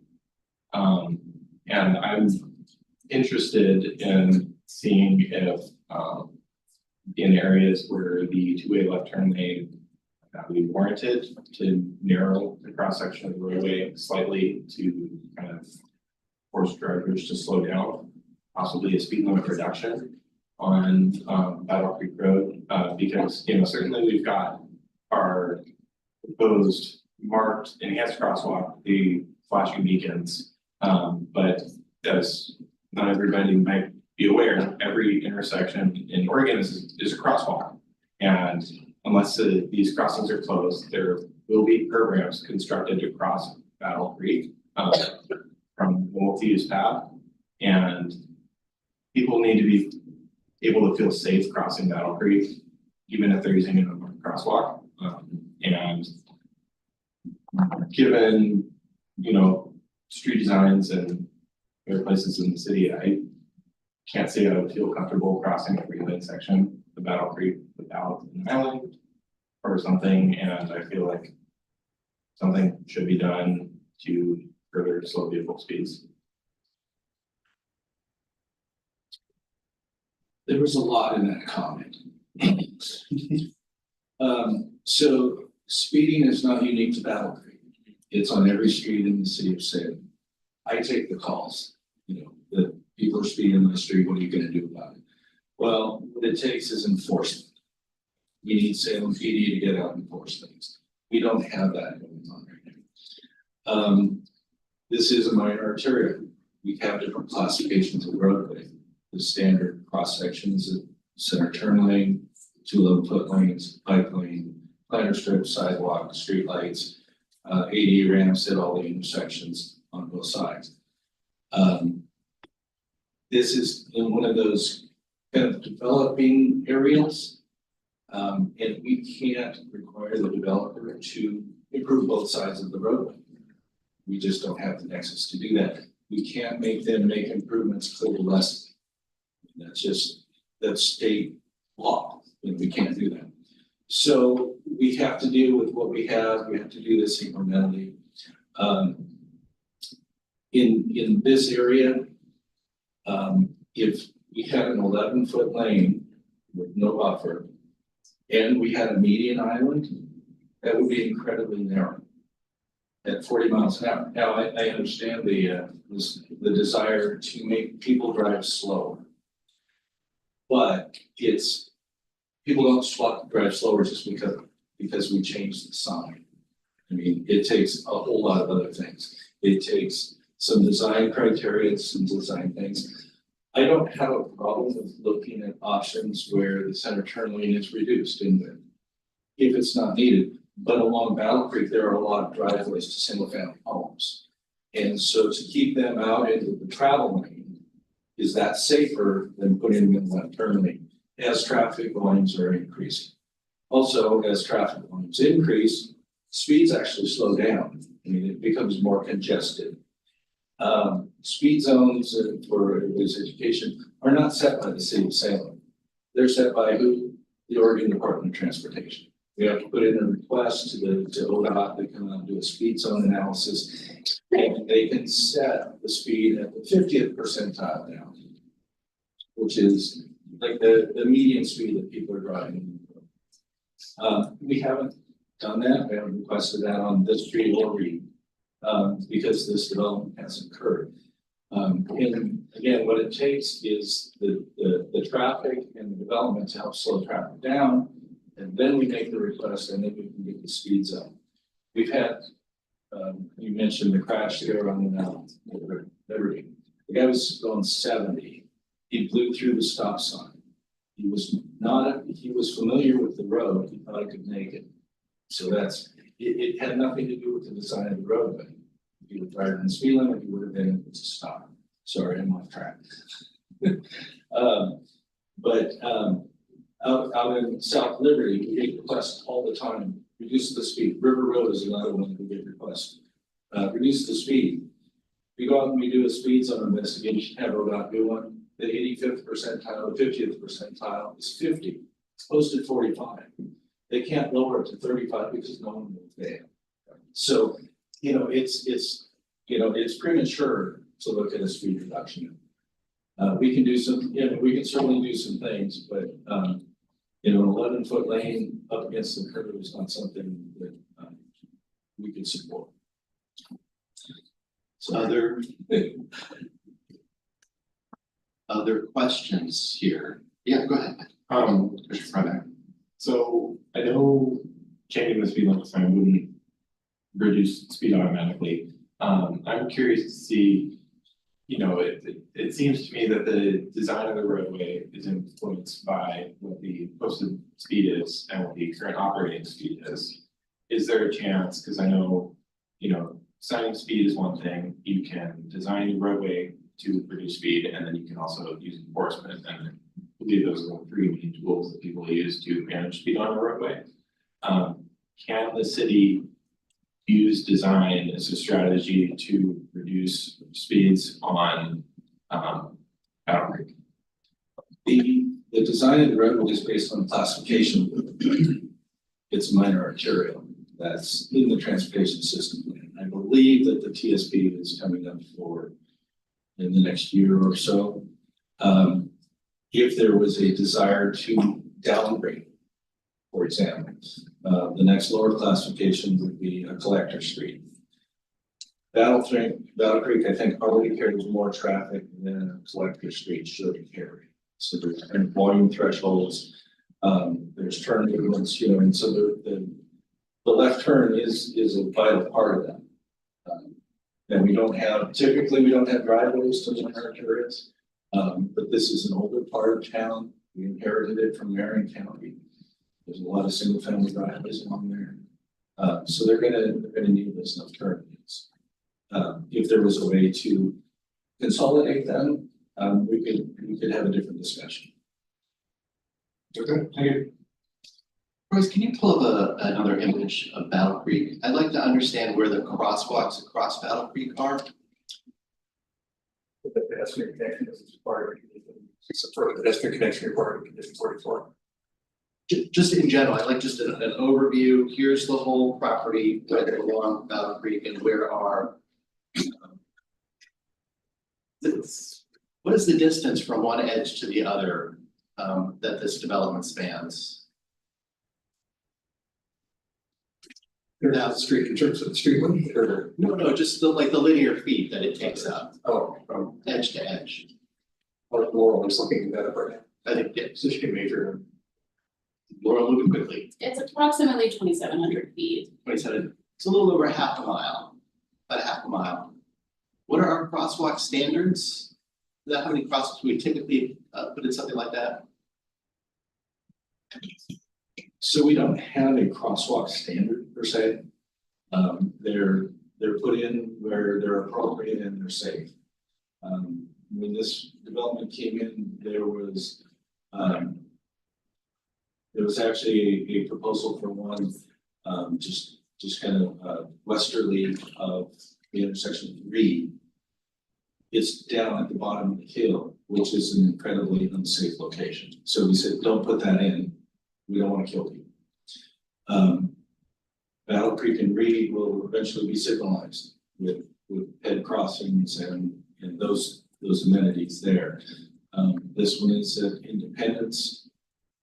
Can I get a top down view, Rex? Sorry, second. So as this comes up. So the bottom is Reeds Road. Reed is this direction. Okay, yep. And Battle Creek is that direction. So that's what's getting signalized. Yes. There. And there are pedestrian crossings there. Yes. All right, okay, but not the rapid flashing beacons, that's further up on Independence. And Independence, yes. Okay, so Independence is where, okay, and then if we go up further that way, is there any crossings or anything up in that area? They were none planned, because the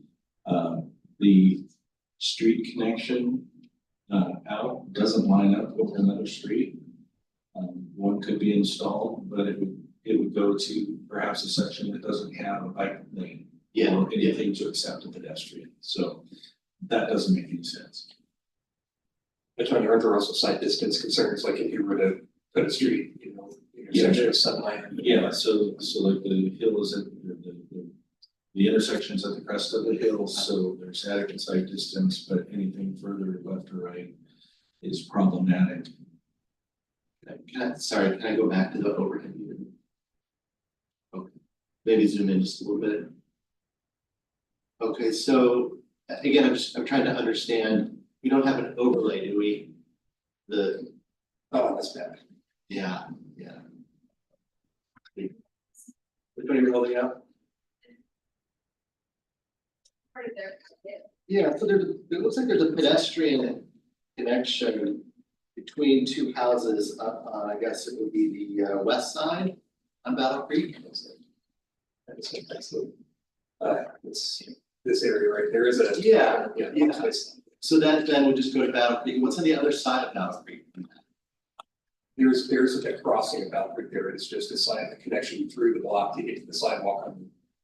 Right, so my question is, what's on the other side of Battle Creek? There's a street there at Sunland, but the street connection would not be safe, a pedestrian crossing would not be safe there because of the side distance, that would come out. Approximately, right here at Sunland, and then, there's a crest of the hill, and it's not, the crest of the hill is just to the north here. So if you're looking north, there's a limited side distance, as you crest, and then here it's, I guess, so, if you're coming from the south to the north, you're fine, but it's the proximity to the north. The original subdivision plan had a connection to, a street connection, in this area, but it was eliminated due to the side distance concern. And replaced instead with a pedestrian connection through the block to get to the sidewalk, but not across the street itself. Yeah, the site distance issue, I have to imagine is part of the speed issue. Right, so if you're driving 25, it wouldn't be an issue, but if you're driving 40 or 50, then it's an issue, is that correct? That would be a fair statement. Have we looked at pedestrian tables for any of these issues?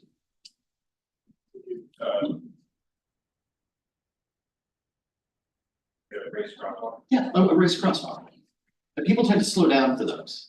And those would be okay on residential streets, but not on arterial streets for fire life safety.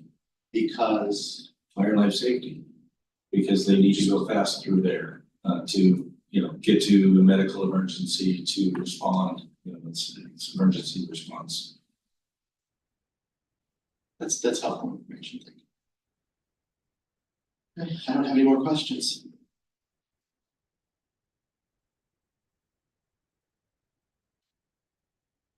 All right, I guess the question now is we're gonna hold the record. We'll make a rebuttal. So I'm sorry, thank you. Would the applicant like a rebuttal? Please do come out. Didn't mean to cut you short.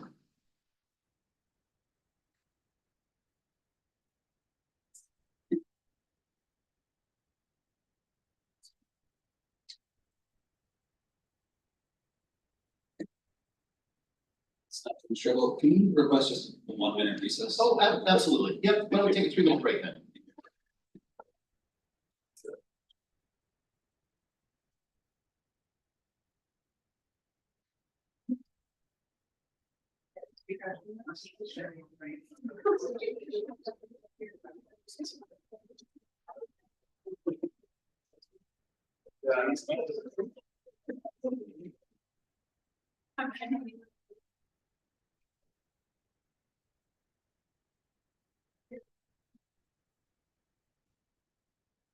Three-minute break.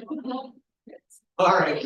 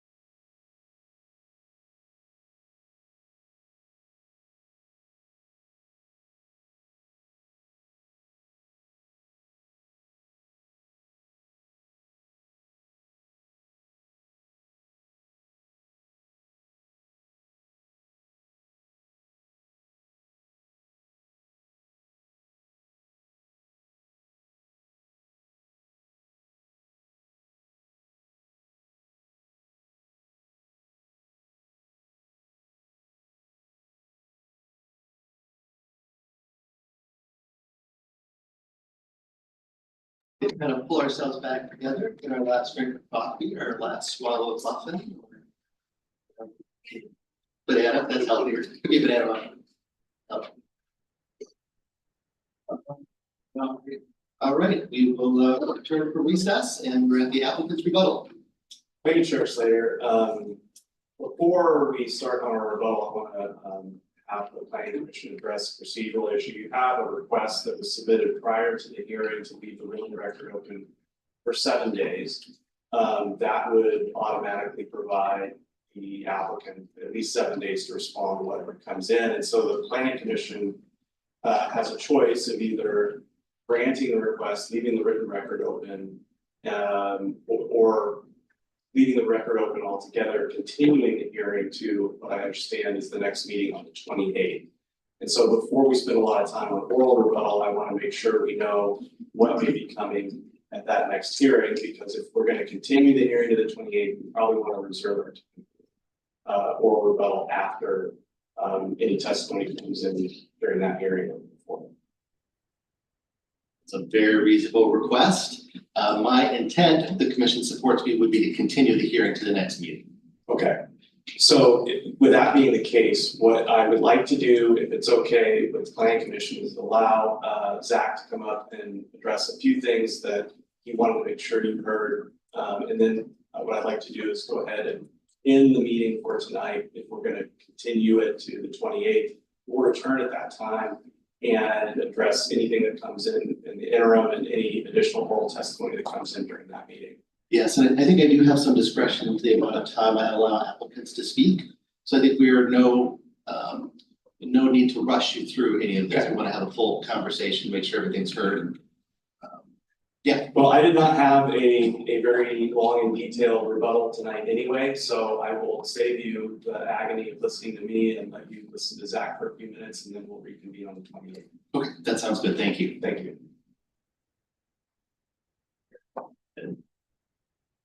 Welcome back. Yeah, thank you. I will be brief. I think it's good to respond to some of these comments while they're fresh in your mind. I think we've got good responses to everything. Start from the top and address the public comments. So the first two comments had to do with the addition of the crossing, which is a new addition that's added today in response to those public comments. So we are agreeable to those, and we think that does help to improve safety in that area. And can you just remind me what area we're talking about, since we're talking a few different ones? And I'm sure you, I guess it takes just a minute for this mouse to pop up. And it looks like I'm not sharing anymore either. Should I share this? So it's the street that intersects open space 1, which is the at Independence. Thank you. You're familiar with that. There was a comment regarding whether or not homes would be specifically slated for disabled residents. The homes that are currently planned for the site will be multi-level, just given the sloping nature of the site and the range of lot sizes that we have. But Holt does plan to have homes with floor plan living masters on the main level. And there's an accessible entryway to that first floor. So in that respect, there will be several homes that are available for residents with disabilities. There was a comment about the price of the homes. I think this was a comment that came up from at least one member of the commission earlier. And I think just to put a finer point on the comment about the lot sizes, the current homes that are planned for those lots are ranging in size from about 1,500 square feet to 3,000 square feet. So if that gives you a better idea of what would be available. That's currently the plan. There was a comment in opposition regarding the need for more schools on the site. I think your staff did a good job of pointing out how that school planning works. Essentially, it's not the obligation of individual property owners to accommodate those school needs. It's really the obligation of the school to kind of plan ahead for that and site those schools in a manner that meets their future needs. One thing I will say about our contribution to the schools themselves is that the 564 new homes on this, or 542 plus new homes on this site will contribute taxes that will go to the school district and will help school district raise revenues for future school expansions. The other point to make there, I guess, is that the testimony provided from the school district did confirm that two of the schools, the elementary and middle school, did have capacity. It was just the high school that did not have capacity. There was a comment about the lack of parking for the community park. There is ample on-street parking in the vicinity that we think is sufficient to serve the scale of that park. Just a couple more. There were some comments about landslide risk, and I think generally the map that we looked at earlier that showed landslide susceptibility is kind of a high-level map that's prepared at the state based on a really high-level reconnaissance of slopes and other kind of features in the site. Our geotechnical report is a very refined analysis of the geotechnical conditions on the site based on site investigations, and includes recommendations for the development of roads and new homes on the site. And those recommendations will need to be followed as we move forward with development of the site. So I think in response to that public testimony, the information that we have provided is more detailed than the high level reconnaissance that sets out that landslide susceptibility zone. And our geotechnical engineer is confident that the site can be constructed safely as long as we follow those recommendations in the report. There's a comment about the impact of the soil cap, and I guess the point to make is that we're actually filling on top of that soil cap, so we don't expect to have any new disturbance to that soil cap. We'll add new soil on top of that will place the foundations for those playground equipment and other facilities on the site. And I think that's essentially the extent of comments that we wanted to respond to, but I'm happy to answer any questions that you might have this time. Okay, thank you.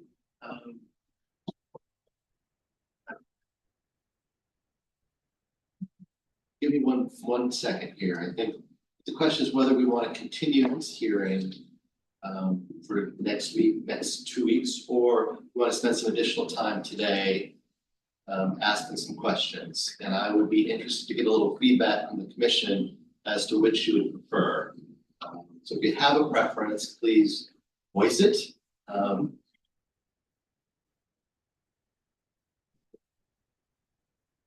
I would like to ask one question based on this commentary or feedback. Other thoughts? Commissioner Frybeck, have you had a question? I have thoughts too. Okay, so let's go ahead and set a time, maybe 15 minutes. Yeah. For us, 15 minutes. Go ahead and ask some more questions, and then I'll ask for a motion to continue the hearing. Yeah, I just have one actually, just for this here. I see total cost of facilities for proposed development for the schools. Do you know what they have the design life of these facilities to be, like over the life of the facility? I'm assuming it'll be $23 million, 784,000, whatever. I'm assuming this is, assuming it's like a design life for a school. I'm assuming 50 years, and per property here, there's 546 residents. It says $842 a year. Is that like? Do you know if that's like it's a staff question? Commissioner Frybeck, I apologize for interrupting you, but I'm just going to ask Fred to comment on the schools issue, because I think it's an important context here. Yeah, and I think Ms. Christian did a good job explaining about this, that there's just no approval criteria for the commission to consider schools. So even if there's just like a drastic, horrible situation, it's like, this isn't the way to solve it. Maybe it should be, maybe it shouldn't be, but it's just all we can look at, and all the commission can look at when imposing conditions of approval or specific approval criteria. And there aren't any that go towards providing adequate schools. Okay. I just did not want our applicant to get caught into a discussion about the future of Salem schools. It's a bad spot to put him in. Do you have other questions related to the application, Commissioner Frybeck? No. Okay. First of all, I want to say thank you to everyone who has spoken and presented. It's very well thought out. I think you've checked a lot of boxes, and I can tell that everyone has been very proactive in trying to accomplish a lot of goals in it. So thank you for meeting the city more than halfway, in my experience, and thank you to city staff for giving us a thorough evaluation. My question pertains to soil and soil contamination and having past experience in this. I know what goes into it. And I'm curious if there was a prospective purchase agreement, PPA, or other documentation or stipulation from DEQ on the contaminated soil, its storage in the pit, and then the criteria for the hard cap or soft cap, sounds like in this case, and then any sort of disturbance. And if not available today, maybe we can discuss further at the continuance. Yeah, thanks for the question. As our project engineer's challenged a bit to respond to this, so take it away. Michael, please, again. So it was all constructed quite a long time ago, and then the parcel was created to isolate it. It's got a 2-foot soil cap over the top of it. And there's an easement over the top to DEQ and equitable servitude. It requires monitoring. There's only one place that the water can come out, was pipe, and they have to take pictures and submit reports to remain in compliance with the agreement with DEQ. There's never been any water that's come out in all the years, and they've crossed all those T's and dotted all those I's. We submitted the development plans to DEQ showing the fill we wanted to place over the parcel and the use that we were hoping to include here with the park. The DEQ engineers reviewed it all and responded that they didn't have any concerns other than one comment they said is don't plant any fruit bearing trees. Right, which we weren't planning to, so that worked just fine. And then I think they do have to submit a form to transfer the ownership upon sale to Whole Homes. And then they're intending to donate the property to the city and do all the park improvements for the benefit of the city, and then maintain it all for the city. I don't know if I'm answering your question exactly, but ask again if I missed something. Yeah, no, it's good. Having been through this myself, I understand the level of detailed compliance that you have to go through. And so I know there's some legitimate concern in the room about it, but it moved me trying to find an answer for somebody. I wanted to ask questions to maybe give a little bit more context out of the very detailed steps to go through that. So thank you for that. No problem. Thank you. Any other questions, Commissioner Watt? I think a very good one. Based on the idea that the open spaces are being retained by Whole Homes, is this intended to be an HOA long term, or how is it functioning? Yeah, so the open spaces would be owned by the HOA and maintained by the HOA ultimately. As we build it out, though, hopefully own those and maintain them. It's kind of what Zach was trying to say earlier. Okay, but long term, when you purchase a home here, you're also going to be paying HOA. Yes, yes, because we also have private streets. Right. And we want everything to be maintained so the community looks nice. Thank you. All right, at this point, I'm going to ask for a motion to continue the hearing. If I could get someone to do that for me. I will motion to continue. Thank you very much. Could I get a second? Second. Both from the right aisle. Okay, any discussion on that? All right, Jennifer, if you call the roll for us, please. Quick, let's make sure we give a specific date for it, so we have to. Continuing until? Until January 28th. Now maybe we can call the roll. Commissioner Brock? Aye. Commissioner Turner? Aye. Commissioner Rhodes? Aye. Commissioner Slater? Aye. Commissioner Tebb? Aye. Commissioner Truitt? Aye. Commissioner Villarreal? Aye. All right, motion passes. We will be having this hearing on January 28th. All right, thank you very much for your patience. And why don't we take a 2-minute break here?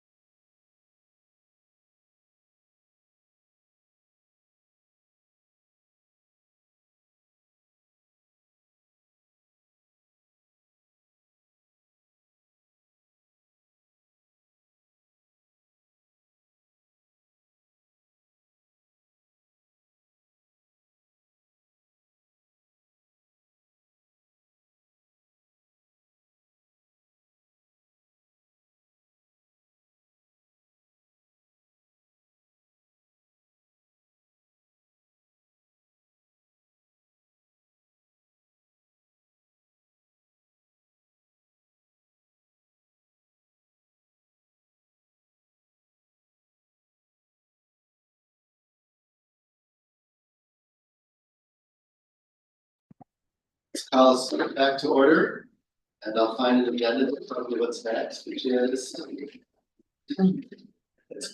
special orders of business, none. Subcommittee reports, we do have something there. So 2 issues on the subcommittee reports. One is the Wetlands Committee subcommittee has been active. We have sent out a copy of this letter to government agencies. Our focus at the moment is I tried to reach out to state agencies that have property in Salem and encourage them to make some improvements in their land to be publicly beneficial. We focus particularly on government properties that are on our streams, So I did hear back. The state is eager to reply and engage us. So we'll be having a meeting with, I think it's all going to be centralized through DAS and their sustainability director. So that he is going to take the lead on making a presentation on behalf of the state as a whole on all their properties. So I expect that we will have kind of a pre-meeting with him and whoever he decides to bring with him to the state. Where we'll get some preliminary discussions of what we want to accomplish, and then there will be a presentation from the state to the full planning commission. I'm also going to reach out sometime in the next week or two to the school district and ask for something very similar. So that's where that is. I've also talked with Commissioner Freibeck and Commissioner Teague about transportation, and they've expressed an interest in creating a transportation subcommittee. So I thought that sounded very appealing, and they did some work to kind of identify what that committee would do. So do we have a description that someone might be able to pull up at the very last moment? Yeah.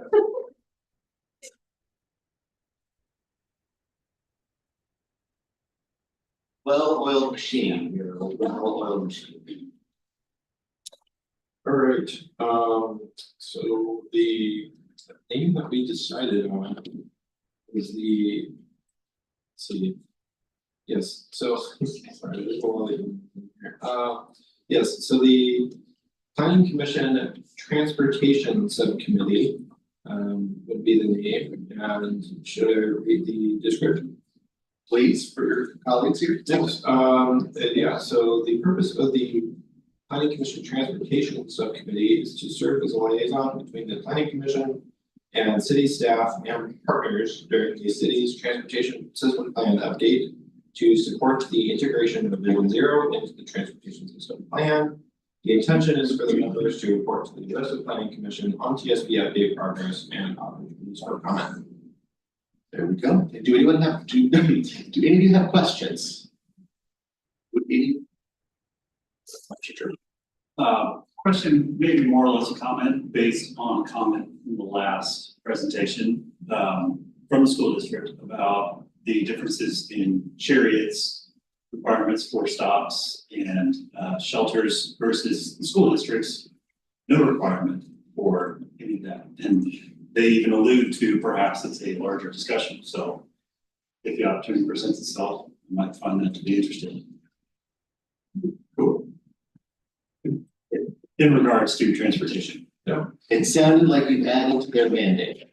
I am. And I would take the cool as we agree to do it. Good. It's the Gen Z three. Would anyone like to join that subcommittee? I'll let you all ponder. I just like telling them what to do. That's a great way to have a relationship with the committee. We don't need a motion to create a subcommittee. No, we don't. Okay, I think that we're at the planning administrators. First is to let you know that Commissioner Laura McKibben was reappointed last night at council. No fanfare, no discussion, unanimous vote. And just like Commissioner Tev, the first few months wasn't even enough to count as a term, so they're both starting their first term prior to 2028. So that's exciting. And then, looking forward, obviously, we're having this continued hearing on the 28th. And the only other thing we have scheduled in February is the city engineer and his staff will be coming to present the CIP, capital improvement plan.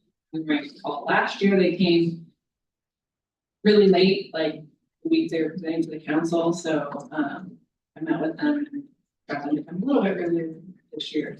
So they'll be here on February 25th. And then Commissioner Slater had some questions about tree enforcement, and so Olivia took off her neighbor hat and put on her planning manager hat and second. Well, What questions do you have? what does the program look like? How is it going? And how much money have you made? Oh, man, see, I should have got my computer. So the subtext is I was talking to someone in the Parks Department and they said, oh, we have a lot of money for tree planting in public parks because Lisa and her team has been doing such a great job on tree enforcement. And I thought, given the budget situation, any good news is worth hearing about. Yeah, no, so I guess a little bit of context, we and the planning division only regulate private property trees, so this is not anything in the right of way, in the parks, that's a whole different enforcement arm of the city under Parks and Public Works. So on private property trees, we have had a handful of cases that have been called in or have we've been cited applicants for, and so the citations that they receive are based off of how many times they've done it, how badly it is, and those citations go to the general fund. Those are not, but the restoration, so the chapter or significant trees, so chapter 808 has a full restoration section of the code that essentially says that you have to restore the site to what the function or the value of that tree that you cut down equals. And those, that gets really high. So, I mean, we've had, I think I have one that we haven't settled yet that's over $150,000 of restoration on a site that was multiple trees, a lot across 4 lots. Right now, I do have one tree company making payment plans about $1,500 a month for probably the next year. And we've done that. We had a couple of those, and then we've had a couple just pay several thousands of dollars. Ultimately, our goal is to restore on site, and so the restoration plans always look like what can you restore on site.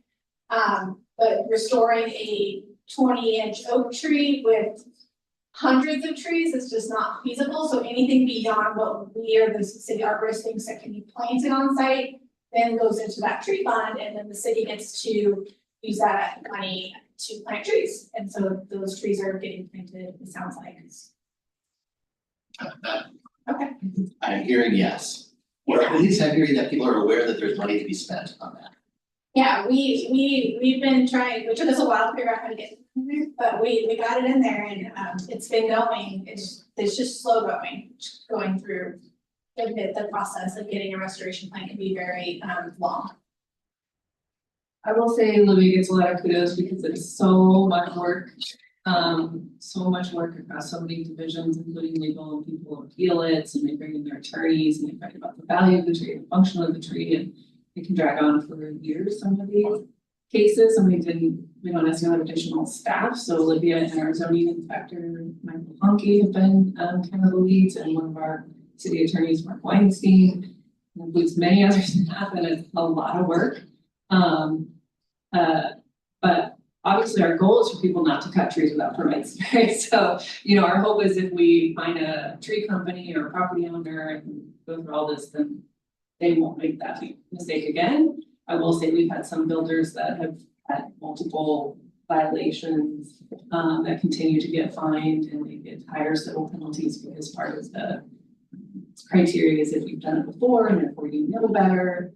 And it's not always cutting trees. Sometimes it's not protecting the tree when you're building, cutting all the major roots to do your foundation, not putting up your fencing, that kind of stuff. So Michael is on site during subdivisions, during grading, during construction, making sure the fencing is there. A lot of times he'll give them a warning, or he'll put up your fencing today. But we have some pretty wild pictures of things people do in the field that Michael comes across with a protected tree and the fencing's laying down and there's a giant bobcat sitting on top of it, hitting 10 feet of dirt and a big hole where the major root was, and then the builder being like, put my fence up, so a lot of it's education as well. It's a lot of work. Yeah, I do think that the program has helped with the actual tree companies to deter some of the violations. I know a lot of the tree companies now call. There's a lot more tree permits submitted than there used to be.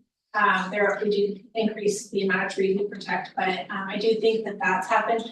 Michael has a big challenge in front of him for education, because a lot of the times, unlike who you saw tonight, Holt, who's a developer and home builder, a lot of the people are like developers. They get the site ready, they do all the things, and then the builders come in and they don't necessarily follow through on what's that tree conservation plan say? What do I have? I have to keep the fencing up, or the developer takes their fencing away, assuming that the builder's gonna build their fencing. So there's a lot of education that we're trying to get out on site earlier. We implemented a lot of MANA programming into the development services permits to try to get on site with the public works pipes and things, so that we're there earlier, talking to people earlier, just making contact earlier to try to prevent some of it. But some of it, can prevent bad behavior sometimes.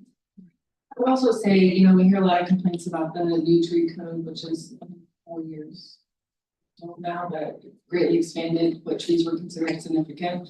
But most of the case, it's really about enforcement, because at the same time that we did the new tree code, we were able to add Michael's position. So we didn't have anybody at the city that did enforcement. We have code compliance officers in the code compliance division. And, they would go out once in a while with a complaint, but as far as like active enforcement on construction sites, where Public Works has always done that for street trees and planning, and nobody in the city has done that for private property trees during development. And now we do that with Michael, who's out there already on construction sites, and all these folks that are building, they're like, oh, the new tree code. And it's like, well, actually that tree was always protected. That tree was always protected, and you were always supposed to have fencing for your protected trees. And wow, you've been building here for how many years, and you've never known that the lots you buy might have a tree plant, right? You've never asked that question, like Olivia is saying, because they're not the developer. So a lot of it is just people now being like, oh, this is being enforced. And maybe that's a bummer for them, it's like maybe it's different than it was before. So again, we're trying to get education with the home builders and get that. But yeah, the money goes in the tree fund. Mylan, the urban forester, is using it for tree plantings. Also, sometimes we identify through development areas that is missing the street trees that were supposed to be there, or for whatever reason, and we can call Mylan, and he's like, oh, we have the money. Well, thanks for telling us. We'll go plant those trees. So that's great. This is a big change from 8 years ago. So it's good to see movement out in areas. So thank you, Olivia, for your work on it and your great recommendation earlier. Do we have anything? Go ahead, no, please. I was say my shaky voice. It's scary out there, isn't it? Is there anything else that people would like to address now? No? All right, we're adjourned.